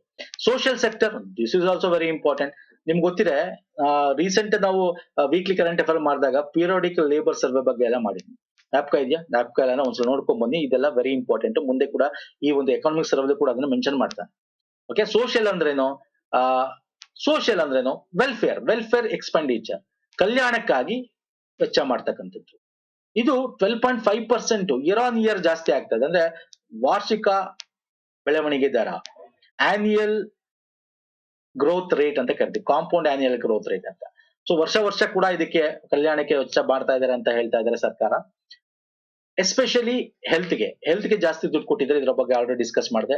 ಶಿಕ್ಷಣಕ್ಕೆ ಪೋಷಣ್ ಬಿ ಎ ಪಡಾ ಬಿ ಹೈ, ಪೋಷಣ್ ಬಿ ಪಡಾ ಬಿ ಹೈ ಅಂದ್ರೆ ಪೋಷಣನ್ನು ಕೊಟ್ಟು ನಿಮ್ಗೆ ಓದಿಸ್ತಾರೆ. ಎಲ್ಲಿ? ಅಂಗನವಾಡಿ ಕೇಂದ್ರದಲ್ಲಿ ಉತ್ತಮ ಗುಣಮಟ್ಟದ ಪ್ರೀ ಸ್ಕೂಲ್ ನೆಟ್ವರ್ಕ್. ನಿಮ್ಗೆ ನೆನಪು ಇರ್ಬೇಕು, ಈಗ ಒಂದು 2-3 ದಿನದಿಂದ ಅಂಗನವಾಡಿಯಲ್ಲಿ LKG ಪ್ರಿ ಕೆಜಿ UKG ತೆಗಿತಾ ಇದ್ದಾರೆ. ಈಗ LKG UKG ಪ್ರಿ ಕೆಜಿಗಳನ್ನ ತೆಗಿತಾ ಇದ್ದಾರೆ. ಸೊ ಈಗ 2-3 ದಿನ ನ್ಯೂಸ್ ಇತ್ತು. ಸೊ ಹಾಗಾಗಿ ಪೋಷಣ್ ಬಿ ಹೈ ಪಡಾ ಬಿ, ಅಂಗನವಾಡಿಯಲ್ಲಿ ಪೋಷಣೆನೂ ಕೊಡ್ತಾರೆ, ಓದಿಸೋದು ಕೂಡ ಇರತ್ತೆ ಅನ್ನೋದು. ವಿದ್ಯಾಂಜಲಿ ಉಪಕ್ರಮದಿಂದ ಕೂಡ ಪ್ರಯೋಜನ ಸಿಗ್ತಾ ಇದೆ. ಸೊ ಜೊತೆಗೆ ಪೇಟೆಂಟ್, ಇದರಿಂದ ಏನಾಗುತ್ತೆ, ನಮ್ಮ ಸಾಮಾಜಿಕ ವಲಯಗಳಲ್ಲಿ ಇನ್ಕ್ರೀಸ್ ಆಗುತ್ತೆ. ಮತ್ತೆ ಮನೆ, ವೆರಿ ಇಂಪಾರ್ಟೆಂಟ್ ಸರ್, ವಸತಿ. ಗ್ರಾಮೀಣ ಅಡಿಯಲ್ಲಿ ಪ್ರಧಾನಮಂತ್ರಿ ಆವಾಸ್ ಯೋಜನೆ ಇದೆಯಲ್ಲ, 2.63 ಕೋಟಿ ಮನೆಗಳು ನಿರ್ಮಿಸಲಾಗಿದೆ 2024 10 ಜುಲೈ ಕಳೆದ 9 ವರ್ಷಗಳಲ್ಲಿ. ಹಾಗೆ ಗ್ರಾಮ ಸಡಕ್ ಯೋಜನೆ 10 ಜುಲೈ 2024 ರಂತೆ 15.4 ಲಕ್ಷ ಕಿಲೋಮೀಟರ್ ಅಷ್ಟು ಪೂರ್ಣಗೊಂಡಿದೆ. ನೋಡಿ, ಇವೆಲ್ಲ ಇದೆಯಲ್ಲ, ಇದನ್ನ ಎಕ್ಸಾಮ್ ಅಲ್ಲಿ ಕೇಳ್ಕೊಡ್ತಾನೆ. ಆಸ್ ಪರ್ ಗ್ರಾಮ ಸಡಕ್ ಯೋಜನಾ ಎಕನಾಮಿಕ್ ಸರ್ವೆ ಪ್ರಕಾರ ಜುಲೈ 2024 ರಂತೆ ಒಟ್ಟು ಎಷ್ಟು ಲಕ್ಷ ಕಿಲೋಮೀಟರ್ ಅಷ್ಟು ರಸ್ತೆ ನಿರ್ಮಾಣ ಆಗಿದೆ? ಓಕೆ, 2014-15ರಿಂದ 24 ತನಕ. ಹಾಗೆ ಇದು ಕೂಡ 24 ತನಕ ಎಷ್ಟು ಕೋಟಿ ಮನೆ ಲಾಸ್ಟ್ 10 ವರ್ಷಗಳ ನಿರ್ಮಾಣ ಆಗಿದೆ, ಇಂಥದ್ದೆಲ್ಲ ಕೇಳ್ಬರ್ತಾನೆ exam. Fine. So very important ಇದು. ಅದೊಂದೇ ಅಲ್ಲ, ನ್ಯಾಷನಲ್ ಎಜುಕೇಶನ್ ಪಾಲಿಸಿ ಇದೆ ಎಜುಕೇಶನ್ ಸೆಕ್ಟರ್ ಸಂಬಂಧಪಟ್ಟಂತೆ. ಸೊ ಇವೆಲ್ಲನೂ ಕೂಡ ಅವರು ತಗೊಂಡ್ಬರ್ತಾ ಇದ್ದಾರೆ. ಹಾಗೆ ಸೋಷಿಯಲ್ ಎಕ್ಸ್ಪೆಂಡಿಚರ್ ಇದೆಯಲ್ಲ, ಈ ಕಲ್ಯಾಣ ವೆಚ್ಚ ಇದೆಯಲ್ಲ, ಇದು ಕೂಡ ನಮ್ಮ GDP ಅಲ್ಲಿ 7.8% ಅಷ್ಟು ಕೊಡ್ತಾ ಇದ್ದಾರೆ. ಹೆಲ್ತ್, ಇದು ಒಂದು ಎಕ್ಸ್ಪೆಂಡಿಚರ್ ಇನ್ಕ್ರೀಸ್ ಆಗ್ತಾ ಇರೋದು. ಹೆಲ್ತ್ಗೆ 1.9%, ಆರೋಗ್ಯಕ್ಕೆ ನಮ್ಮ GDP 1.9% ಅಷ್ಟು ದುಡ್ಡು ಈ ಹೆಲ್ತ್ಗೋಸ್ಕರ ಕೊಡ್ತಾ ಇದ್ದಾರೆ. ಓಕೆ, ಸೊ ನೆಕ್ಸ್ಟ್ ಬರ್ತೀನಿ ಸರ್, ಚಾಪ್ಟರ್ 8. ಚಾಪ್ಟರ್ 8 ಹೇಳುತ್ತೆ ಉದ್ಯೋಗ ಮತ್ತು ಕೌಶಲ್ಯ ಅಭಿವೃದ್ಧಿ, skill development. Very important, employment and skill development. ಇಲ್ಲಿ ನಾನು ನಿಮ್ಗೆ ಅದನ್ನೇ ಹೇಳ್ದು, ಪೀರಿಯಾಡಿಕ್ ಲೇಬರ್ ಸರ್ವೆ ನಾವು ಮಾಡಿದೀವಿ ನೋಡಿ ಅಂತ. ಅಲ್ಲಿ ಪ್ರಕಾರ ಏನ್ ಹೇಳುತ್ತೆ ಅಂತಂದ್ರೆ, ನಿರುದ್ಯೋಗ ದರ ಕಮ್ಮಿ ಆಗ್ತಾ ಇದೆ ಅಂತ. ಒಟ್ಟಾರೆ 3.2% ಇದೆ ಭಾರತದಲ್ಲಿ. ನಗರ ಪ್ರದೇಶದಲ್ಲಿ 6.7%ಗೆ ಇಳಿಕೆ ಆಗಿದೆ. ಓಕೆ, ಇಳಿಕೆ ಆಗಿದೆ ಅಂತ ಹೇಳ್ತಾ ಇದೆ, ನಿರುದ್ಯೋಗ ದರ ಹೇಳ್ತಾ ಇದೆ. ಕಾರ್ಮಿಕ ಮಾರುಕಟ್ಟೆ ಹೆಂಗ್ ಗೊತ್ತಾಯ್ತು ಸರ್? ಇದು ನಮ್ಮ PFO ಇದೆ, PF ಗೊತ್ತಲ್ವಾ, ಎಂಪ್ಲಾಯ್ಮೆಂಟ್ ಪ್ರಾವಿಡೆಂಟ್ ಫಂಡ್ ಆರ್ಗನೈಸೇಷನ್, ಈ PF. ಅಲ್ಲಿ ವೇತನಕ್ಕೆ ಅಂತ, ಈಗ ಯಾವ್ದೋ ಕಂಪ್ನಿಲಿ ಜಾಬ್ ಮಾಡ್ತಾ ಇದ್ರೆ PFಗೆ ಅಲ್ಲಿ ರಿಜಿಸ್ಟರ್ ಆಗೇ ಆಗ್ತಾರೆ ಕಂಪ್ನಿ ಮುಖಾಂತರ. ಅದು 19ರಿಂದ ಈ ವರ್ಷಕ್ಕೆ ನೋಡಿದ್ರೆ ಆ ಒಂದು ಸೇರ್ಪಡೆ ಇದೆಯಲ್ಲ, PF ಗೆ ದ್ವಿಗುಣ ಆಗಿದೆ, ಡಬಲ್ ಆಗಿದೆ. 61.1 ಲಕ್ಷದಿಂದ 131.5 ಲಕ್ಷಕ್ಕೆ ಅದು ಜಾಸ್ತಿ ಡಬಲ್ ಆಗಿದೆಯಂತೆ ಲಾಸ್ಟ್ 5 years ಅಲ್ಲಿ. ಓಕೆ, ಅದೊಂದೇ ಅಲ್ಲ, ಅದರ ಒಂದು ಅಮೌಂಟ್ ಕೂಡ 8.4% ಅಷ್ಟು ಜಾಸ್ತಿ ಆಗಿದೆ. ಮತ್ತೆ ಗಿಗ್ ವರ್ಕರ್ ಬಗ್ಗೆ ನಾನು ಹೇಳಿದೆ, ಕೌಶಲ್ಯ. ಸೊ ಇದು ಕೂಡ ವೆರಿ ಇಂಪಾರ್ಟೆಂಟ್ ಎಕಾನಮಿಗೋಸ್ಕರ. ಇದು ಕೂಡ 2.3 ಕೋಟಿಯಷ್ಟು ವಿಸ್ತಾರ ಆಗ್ತದೆ 2029-30 ಇನ್ನು ಪೀರಿಯಾಡಿಕ್ ಲೇಬರ್ ಸರ್ವೆ ರಿಪೋರ್ಟ್ ಏನಿದೆ, ಪೀರಿಯಾಡಿಕ್ ಲೇಬರ್ ಸರ್ವೆ ರಿಪೋರ್ಟ್ ಏನಿದೆ, ಅದರ ಪ್ರಕಾರ 45% ಹೆಚ್ಚು ಉದ್ಯೋಗಗಳು ಕೃಷಿಯಲ್ಲಿ ತೊಡಗಿದ್ದಾರೆ. ಲೇಬರ್ ರಿಪೋರ್ಟ್ ಏನ್ ಕೊಡುತ್ತೆ ಇದು, ಓಕೆ, ದಯವಿಟ್ಟು ವೆರಿ ಇಂಪಾರ್ಟೆಂಟ್ ಸರ್. ಇದು ನಮ್ಮ ಕೆಲಸ ಮಾಡೋದ್ರಲ್ಲಿ 45% ನಿಮ್ಗೆ ಗೊತ್ತಿದೆ ಹೆಚ್ಚು ಕೃಷಿಯಲ್ಲೇ ಇರೋದು. 11.4% ಅಷ್ಟು ಉತ್ಪಾದನೆ ಅಂದ್ರೆ ಪ್ರೊಡಕ್ಷನ್ ಅಲ್ಲಿ ಇದ್ದಾರೆ. ಕೈಗಾರಿಕೆ 28.9 ಸೇವೆ ಸರ್ವಿಸ್ ಅಲ್ಲಿ ಇದ್ದಾರೆ. ಕನ್ಸ್ಟ್ರಕ್ಷನ್ 13% ಇದ್ದಾರೆ. ವೆರಿ ಇಂಪಾರ್ಟೆಂಟ್, ಎಕ್ಸಾಮ್ ಅಲ್ಲಿ ಕೇಳ್ತಾನೆ. ಓಕೆ, ವೆರಿ ಇಂಪಾರ್ಟೆಂಟ್ ಇದು. ಇದನ್ನ ನಾವು ಕನ್ವರ್ಟ್ ಮಾಡ್ಬೇಕು ಸರ್. ಕೃಷಿ ಇಲ್ದಿರೋ ಟೈಮಲ್ಲಿ ಏನ್ ಮಾಡ್ತಾರೆ, ಅವ್ರ ಕೈಗಾರಿಕೆ ಬೇಕು, ಸೇವೆಗಳಿಗೆ ಅವ್ರನ್ನ ತೊಡಗಿಸ್ಕೋಬೇಕು. ಸೊ ಅದನ್ನು ಮಾಡ್ಬೇಕು, ಅದೆಲ್ಲ ವೆರಿ ಇಂಪಾರ್ಟೆಂಟ್. ಜೊತೆಗೆ ದುಡಿಯುವವರು ಯುವಕರು 15-29 ವರ್ಷಗಳು ನಿರುದ್ಯೋಗ ದರ ಏನಿದೆ ಅದು ಕೂಡ 2017-18ರಲ್ಲಿ 17.8% ಇತ್ತು, ಈಗ ಅದು 10% ಇಳಿದಿದೆ. ಅಂದ್ರೆ ನಿರುದ್ಯೋಗ ಕಮ್ಮಿ ಆಗಿದೆ ಅಂತ ಈ ಒಂದು ಎಕನಾಮಿಕ್ಸ್ ಲಾಸ್ಟ್ ಇಯರ್ ಅಲ್ಲಿ ಹೇಳ್ತಾರೆ, ನಿರುದ್ಯೋಗ ದರ ಈ ಪೀರಿಯಾಡಿಕ್ ಲೇಬರ್ ಸರ್ವೆ ಪ್ರಕಾರ. ಓಕೆ, ನೆಕ್ಸ್ಟ್ ಬರ್ತೀನಿ ಚಾಪ್ಟರ್ 9 ಅಗ್ರಿಕಲ್ಚರ್ ಬಗ್ಗೆ. ಕೃಷಿ ಬಗ್ಗೆ ನಾನು ಆಲ್ರೆಡಿ ಹೇಳ್ಬಿಟ್ಟಿದ್ದೀನಿ. ನಮ್ಮ 5 ಲಾಸ್ಟ್ ಸರಾಸರಿ ನೋಡಿದ್ರೆ ನಮ್ಮ ಕೃಷಿ ವಲಯದ ಬೆಳವಣಿಗೆ 4.18% ಬೆಳವಣಿಗೆ. ಓಕೆ, 4.18% ಬೆಳವಣಿಗೆ ಆಗಿದೆ. ಇದೊಂದೇ ಅಂತಲ್ಲ, ಲೈಫ್ ಸ್ಟಾಕ್, ಕೃಷಿ ವಲಯದ ಅಲೈಟ್ ಸೆಕ್ಟರ್, ಕೃಷಿಯೇತರ ಅಂತ ಏನ್ ಕರಿತೀವಿ, ಅಲ್ಲೂ ಕೂಡ 3.8% ಅಷ್ಟು ಇನ್ಕ್ರೀಸ್ ಆಗಿದೆ ಲಾಸ್ಟ್ 14-15ರಿಂದ 2022-23 ಹೋಲಿಸಿದ್ರೆ.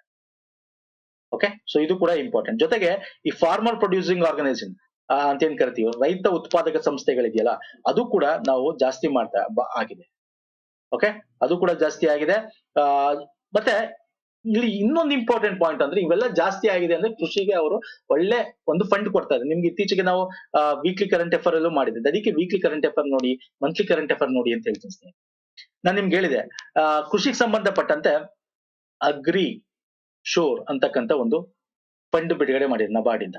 ಇದು ನಬ್ ವೆಂಚರ್ ಅಲ್ಲಿ ಬರುತ್ತೆ. ನಬ್ ವೆಂಚರ್ ಅಲ್ಲಿ ಏನ್ ಸರ್, ಇಲ್ಲಿ ಇವಕ್ಕೆಲ್ಲ FPO ಆಗಿರ್ಬೋದು, ಬೇರೆ ಬೇರೆ ಈ ಕೃಷಿಗೆ ಸಂಬಂಧಪಟ್ಟಂತ ದುಡ್ಡು ಫಂಡ್ ಕೊಡ್ತಾ ಇದ್ದಾರೆ ಸರ್. ಅಂದ್ರೆ ಇಲ್ಲಿ ಏನ್ ಅರ್ಥ ಆಗಿದೆ ಅಂದ್ರೆ, ಈ ಕೃಷಿಗೆ ಸಂಬಂಧಪಟ್ಟಂತ ಎಂಪ್ಲಾಯ್ಮೆಂಟ್ ಜನರೇಷನ್ ಜೊತೆಗೆ ಅದಕ್ಕೆ ದುಡ್ಡೇನ್ ಕೊಡ್ತಾ ಇದಾರಲ್ಲ, ಈಗ ₹1 ಕೊಟ್ರೆ 13.85 ಅಷ್ಟು ನಿಮ್ಗೆ ಅದರಿಂದ ಉತ್ಪಾದನೆ ಬರ್ತಾ ಇದೆಯಂತೆ. ಅಂದ್ರೆ ಈ ₹1 ಇನ್ವೆಸ್ಟ್ ಮಾಡ್ತಾ ಇದ್ರೆ ಸರ್ಕಾರ, ಅದರಿಂದ ಡೆವಲಪ್ ಆಗಿ ನಿಮ್ಗೆ ₹13 ರಿಟರ್ನ್ ಸಿಗ್ತಾ ಇದೆ. ಅಂದ್ರೆ ಕೃಷಿ ಸಂಸ್ಥೆ R&Dಗೂ ಕೂಡ ದುಡ್ಡು ಹಾಕ್ತಾ ಇದ್ದಾರೆ, ಸಾಲಗಳು ಕೂಡ ಜಾಸ್ತಿ ಮಾಡ್ತಾ ಇದ್ದಾರೆ. ಓಕೆ, 2015-16ರಿಂದ ನೋಡಿದ್ರೆ ನಮಗೆ ಇದು ಹೆಕ್ಟೇರು ಇವೆಲ್ಲ ಜಾಸ್ತಿ ಮಾಡಿದ್ರೆ, ಹೆಕ್ಟೇರ್ ಇದೆಯಲ್ಲ ಏನು ಬೆಳೀತಕ್ಕಂಥದ್ದು, ವ್ಯವಸಾಯ ಮಾಡ್ತಕ್ಕಂಥ ಭೂಮಿ 90 ಲಕ್ಷ ಹೆಕ್ಟೇರ್ ಪ್ರದೇಶ ಆಡ್ ಆಗಿದೆ, ಜಾಸ್ತಿ ಆಗಿದೆ 15-16ರಿಂದ 23-24 ಹೋಲ್ಸ್ಕೊಂಡ್ರೆ. ಪರ್ ಡ್ರಾಪ್ ಮೋರ್ ಕ್ರಾಪ್ ಅಡಿಯಲ್ಲಿ ನಾವು ಮೈಕ್ರೋ ಇರಿಗೇಷನ್ ಕೂಡ ಕೊಡ್ತಾ ಇದೀವಿ. ಹಾಗಾಗಿ 90 ಲಕ್ಷ ಹೆಕ್ಟೇರ್ಗಳು ಇದಕ್ಕೆ ಇನ್ಕ್ಲೂಡ್ ಆಗಿದೆ. ಅಂದ್ರೆ ಕೃಷಿ ಒಳ್ಳೆ ಬೆಳವಣಿಗೆ ಆಗ್ತಾ ಇದೆ ಅಂತ ಆಯ್ತು ಅಲ್ವಾ. ಸೊ ವೆರಿ ಇಂಪಾರ್ಟೆಂಟ್ ಕೇಳ್ತಾನೆ.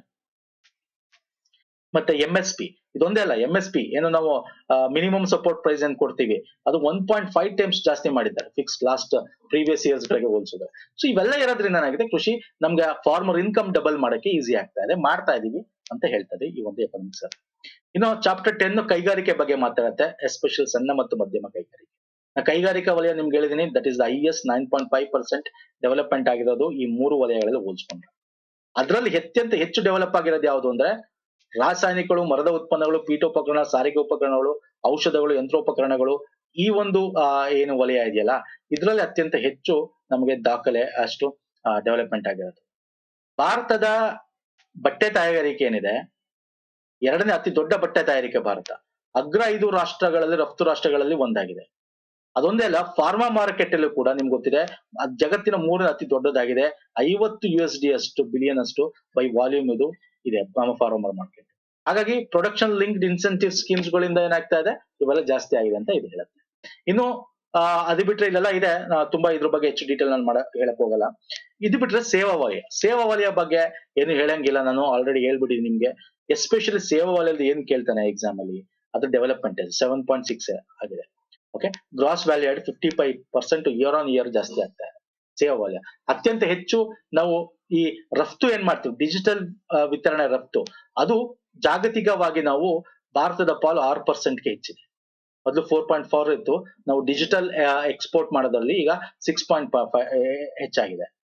ಕಂಪ್ಯೂಟರ್ ಸೇವೆಗಳು, ನಾವು ಸೇವಾ ವಲಯ ರಫ್ತಲ್ಲಿ ಕಂಪ್ಯೂಟರ್ ರಿಲೇಟೆಡ್ IT ರಿಲೇಟೆಡ್ ಏನಿದೆ ಅದು ಅತ್ಯಂತ ಹೆಚ್ಚು ಇರೋದು. 73% ಅಷ್ಟು ನಾವು ಅದನ್ನ ಎಕ್ಸ್ಪೋರ್ಟ್ ಮಾಡ್ತಾ ಇದೀವಿ. ಅದೊಂದೇ ಅಲ್ಲ, ಸರ್ವಿಸಸ್ ಅಂದ ತಕ್ಷಣ ನಿಮ್ಗೆ ಪ್ರವಾಸೋದ್ಯಮ ಕೂಡ ಬರುತ್ತೆ, ಟೂರಿಸಂ. ಓಕೆ, 92 ಲಕ್ಷ ವಿದೇಶಿ ಪ್ರವಾಸಿಗರು ಇದಕ್ಕೆ ಬಂದಿದ್ದಾರೆ. ಹಾಗೆ ರಿಯಲ್ ಎಸ್ಟೇಟ್ ಕೂಡ ಜಾಸ್ತಿ ಆಗಿದೆ, 73% ಅಷ್ಟು ಇಯರ್ ಆನ್ ಇಯರ್ ಜಾಸ್ತಿ ಆಗಿದೆ. ಓಕೆ, 73%, 33% ಅಷ್ಟು ಜಾಸ್ತಿ ಆಗಿದೆ. ಹಾಗೆ ಟೆಲಿಸಾಂದ್ರತೆ ಅಂತ ಕರಿತೀವಿ, ಟೆಲಿ ಡೆನ್ಸಿಟಿ, 100 ಜನಸಂಖ್ಯೆ ದೂರವಾಣಿ ಸಂಖ್ಯೆ ಏನಿದೆ ಹೊಂದುವರುವಂತವ್ರು 2014ಕ್ಕೂ 24 10 ವರ್ಷಕ್ಕೆ ಹೋಲಿಸ್ಕೊಂಡ್ರೆ 75.2% ಇಂದ 85.7, ಕೇಳ್ತಾನೆ ಎಕ್ಸಾಮ್, ಟೆಲಿ ಡೆನ್ಸಿಟಿ ಜಾಸ್ತಿ ಆಗಿದೆ. ಹಾಗೆ ಇಂಟರ್ನೆಟ್ ಡೆನ್ಸಿಟಿ ಕೂಡ 68.2% ಅಷ್ಟು ಜಾಸ್ತಿ ಆಗಿದೆ. ಆಪ್ಟಿಕಲ್ ಫೈಬರ್ ಕೇಬಲ್ ಕೂಡ ನಮ್ಮ ಈ ಭಾರತ್ ನೆಟ್ ಫೇಸ್ 1 ಫೇಸ್ 2 ಅಡಿಯಲ್ಲಿ ಆಗ್ತಕ್ಕಂಥದ್ದು ಅದು ಕೂಡ ನಾವು ಜಾಸ್ತಿ ಮಾಡಿದ್ದೀವಿ. ಗ್ರಾಮ ಪಂಚಾಯತ್ಗಳಿಗೆ ಈ ಆಪ್ಟಿಕಲ್ ಫೈಬರ್ ಕೇಬಲ್ ನ ಅಳವಡಿಸ್ತಕ್ಕಂಥದ್ದು ಕೂಡ ಜಾಸ್ತಿ ಆಗಿದೆ. ಸೊ ಇದು ಸೇವಾ ವಲಯದ್ದು. ಇದು ಇನ್ಫ್ರಾಸ್ಟ್ರಕ್ಚರ್, ಮೂಲ ಸೌಕರ್ಯ, ಇದು important sir, most important. Example ರಾಷ್ಟ್ರೀಯ ಹೆದ್ದಾರಿ ಏನಾಗಿದೆ, ನಾನು ನಿಮ್ಗೆ ಹೇಳಿದೆ 2014ರಲ್ಲಿ 11.7 ಕಿಲೋಮೀಟರ್ ಪರ್ ಡೇ ಆಗ್ತದೆ, ಈಗ 34 ಕಿಲೋಮೀಟರ್ ಪರ್ ಡೇ ಆಗ್ತಾ ಇದೆ. ರೈಲ್ವೇಸ್ ಎಕ್ಸ್ಪೆಂಡಿಚರ್ ಕಳೆದ 5 ವರ್ಷಗಳ 77% ಜಾಸ್ತಿ ಆಗಿದೆ. ಹಾಗೆ ವಿಮಾನ ನಿಲ್ದಾಣಗಳ ಹೊಸ ಟರ್ಮಿನಲ್ 21 ಕೂಡ ಜಾಸ್ತಿ ಆಗಿದೆ. ಲಾಜಿಸ್ಟಿಕ್ ಕಾರ್ಯಕ್ಷಮತೆ ಏನಿದೆ, ನಮ್ಮ ಲಾಜಿಸ್ಟಿಕ್ ಪರ್ಫಾರ್ಮೆನ್ಸ್ ಇಂಡೆಕ್ಸ್, ಇದ್ರ ಪ್ರಕಾರ ಕೂಡ ನಮ್ದು ಏನಾಗಿದೆ 22ನೇ ಸ್ಥಾನಕ್ಕೆ ಬಂದು ಕೂತಿದ್ದೀವಿ ವರ್ಲ್ಡ್ ಬ್ಯಾಂಕ್ ನ logistic performance index. Okay, next ಹವಾಮಾನ ಬದಲಾವಣೆ ಮತ್ತು ಭಾರತ, 13ನೇ chapter climate change. Climate change ನಾನು ನಿಮ್ಗೆ ಆಲ್ರೆಡಿ ಹೇಳಿದ್ದೀನಿ, ಇದ್ರ ಬಗ್ಗೆ ಹೆಚ್ಚು ಹೇಳುವಂತದ್ದಿಲ್ಲ, ನಾನು ಸ್ಟಾರ್ಟಿಂಗ್ ಹೇಳಿದ್ದೀನಿ. ಏನು ಅಂತಂದ್ರೆ G20 Bharat is the number 1. ಬೇರೆ ಈ ಒಂದು 2 ಡಿಗ್ರಿ ಸೆಂಟಿಗ್ರೇಡ್ ಉಷ್ಣಾಂಶನ ಕಡಿಮೆ ಮಾಡೋದ್ರಲ್ಲಿ ಇರ್ತಕ್ಕಂಥದ್ದು. ಹಾಗೆ ಮಿಷನ್ ಲೈಫ್ ನ ಯೂಸ್ ಮಾಡ್ತೀವಿ, ಪ್ರಧಾನ ಮಂತ್ರಿ ಅವರ ಒಂದು ಪ್ರಮುಖವಾದದ್ದು ಲೈಫ್ ಫಾರ್ ಎನ್ವೈರನ್ಮೆಂಟ್ ಅಂತ ಹೇಳಿ. ಓಕೆ, ಇದರಿಂದ ನಾವು ಏನಾಗಿದೆ, ಮತ್ತೆ ಅದೊಂದೇ ಅಲ್ಲ, ನಾವೇನ್ ಮಾಡಿದೀವಿ, ಫಾಸಿಲ್ ಫ್ಯೂಯಲ್ಸ್ 45.6%ಗೆ ಫಾಸಿಲ್ ಫ್ಯೂಯಲ್ಸ್ ಇಲ್ದೇ ಇರ್ತಕ್ಕಂಥ ಇಂಧನಗಳನ್ನ ವಿದ್ಯುತ್ ಉತ್ಪಾದನೆಗೆ ನಾವು ಯೂಸ್ ಮಾಡ್ಕೊತಾ ಇದೀವಿ. ಪಾಶ್ಚಾತ್ಯ ದೇಶಗಳು ಮಾಡ್ತಾ ಇಲ್ಲ, ಇದೊಂದು ಟೀಕಿಸಿದ್ದಾರೆ ಇದರಲ್ಲಿ. ಓಕೆ, ಪಾಶ್ಚಾತ್ಯ ದೇಶಗಳು ಅಭಿವೃದ್ಧಿಶೀಲ ರಾಷ್ಟ್ರಗಳಂತ ಏನ್ ಕರಿತೀವಿ, ಅವರು ಮಿತಿ ಮೀರದ ಬಳಕೆ ಮಾಡ್ತಾ ಇದಾರೆ, ಅವರು ಈ ಎನ್ವೈರನ್ಮೆಂಟ್ ಗೆ ಮಾಡ್ತಾರೆ. ಹಾಗಾಗಿ we are far better than other countries ಅಂತ ಹೇಳ್ತೀವಿ. ಇನ್ನು ಇದಿಷ್ಟು 13 ಚಾಪ್ಟರ್ ಸ್ನೇಹಿತರೆ. ಅಂಡ್ ಆಲ್ಸೋ ಒಂದು ಎಕನಾಮಿಕ್ ಸ್ನಾಪ್ ಶಾಟ್ ಇಲ್ಲಿ ಕೊಟ್ಟಿದ್ದೀನಿ, ನೋಡ್ಕೊಳ್ಳಿ. GDP ಗ್ರೋತ್ ಎಷ್ಟು 2023-24, 25-24ಕ್ಕೆ ಎಷ್ಟಾಗಿದೆ ನೋಡ್ಕೊಳ್ಳಿ. ವಿತ್ತೀಯ ಕೊರತೆ ಏನಿದೆ 23-24 ನೋಡ್ಕೊಳ್ಳಿ. ಫಾರಿನ್ ಎಕ್ಸ್ಚೇಂಜ್ ರಿಸರ್ವ್ಸ್ ಎಷ್ಟಿದೆ ನೋಡ್ಕೊಳ್ಳಿ. ಹಾಗೆ ಫುಡ್ ಪ್ರೊಡಕ್ಷನ್ ಎಷ್ಟು ಕ್ವಾಂಟಿಟಿ ಇದೆ, ಇಂಡಸ್ಟ್ರಿಯಲ್ ಗ್ರೋತ್ ಎಷ್ಟು, ಸೇವಾ ವಲಯದ ಒಂದು ಬೆಳವಣಿಗೆ ಎಷ್ಟು, capital exchange, foreign trade, import ಎಷ್ಟಿದೆ, ಎಕ್ಸ್ಪೋರ್ಟ್, ಇವೆಲ್ಲ ಒಂದೇ ಒಂದು ಇದರಲ್ಲಿ ಸ್ಕ್ರೀನ್ ಶಾಟ್ ಕೊಟ್ಟಿದ್ದೀನಿ ನೋಡ್ಕೊಳ್ಳಿ. ಇದಿಷ್ಟು ಪ್ರಮುಖವಾಗಿರೋ ಸ್ನೇಹಿತರೆ. ಇಷ್ಟ ಆಗಿದೆ ಅನ್ಕೋತೀನಿ, ಲೈಕ್ ಮಾಡಿ, ಇಷ್ಟ ಆಗಿದೆ ವಿಡಿಯೋನ ಶೇರ್ ಮಾಡಿ. ಹಾಗೆ ಬಜೆಟ್ ಕೂಡ ನಿಮಗೆ ಈ ಒಂದು 2024 ಈಗೇನು ಮಂಡಿಸ್ತಾರೆ ಅದು ಕೂಡ ಬರುತ್ತೆ ನಿಮಗೆ. ನಮ್ಮ ಟೆಲಿಗ್ರಾಮ್ ಇನ್ಸ್ಟಾಗ್ರಾಮ್ ಫಾಲೋ ಮಾಡಿ, ಯಾಕಂದ್ರೆ ಇದು PDF ಬೇಕು ಅಂತ ನಮ್ಮ ಟೆಲಿಗ್ರಾಮ್ ಜಾಯ್ನ್ ಆಗ್ತಾರೆ ಅಂತ ಹೇಳ್ತಾ ವಿಡಿಯೋ ಮುಗಿಸ್ತಾ ಇದ್ದೀನಿ. ನಮಸ್ಕಾರ, ಧನ್ಯವಾದಗಳು, ಥ್ಯಾಂಕ್ ಯು ಸೋ ಮಚ್.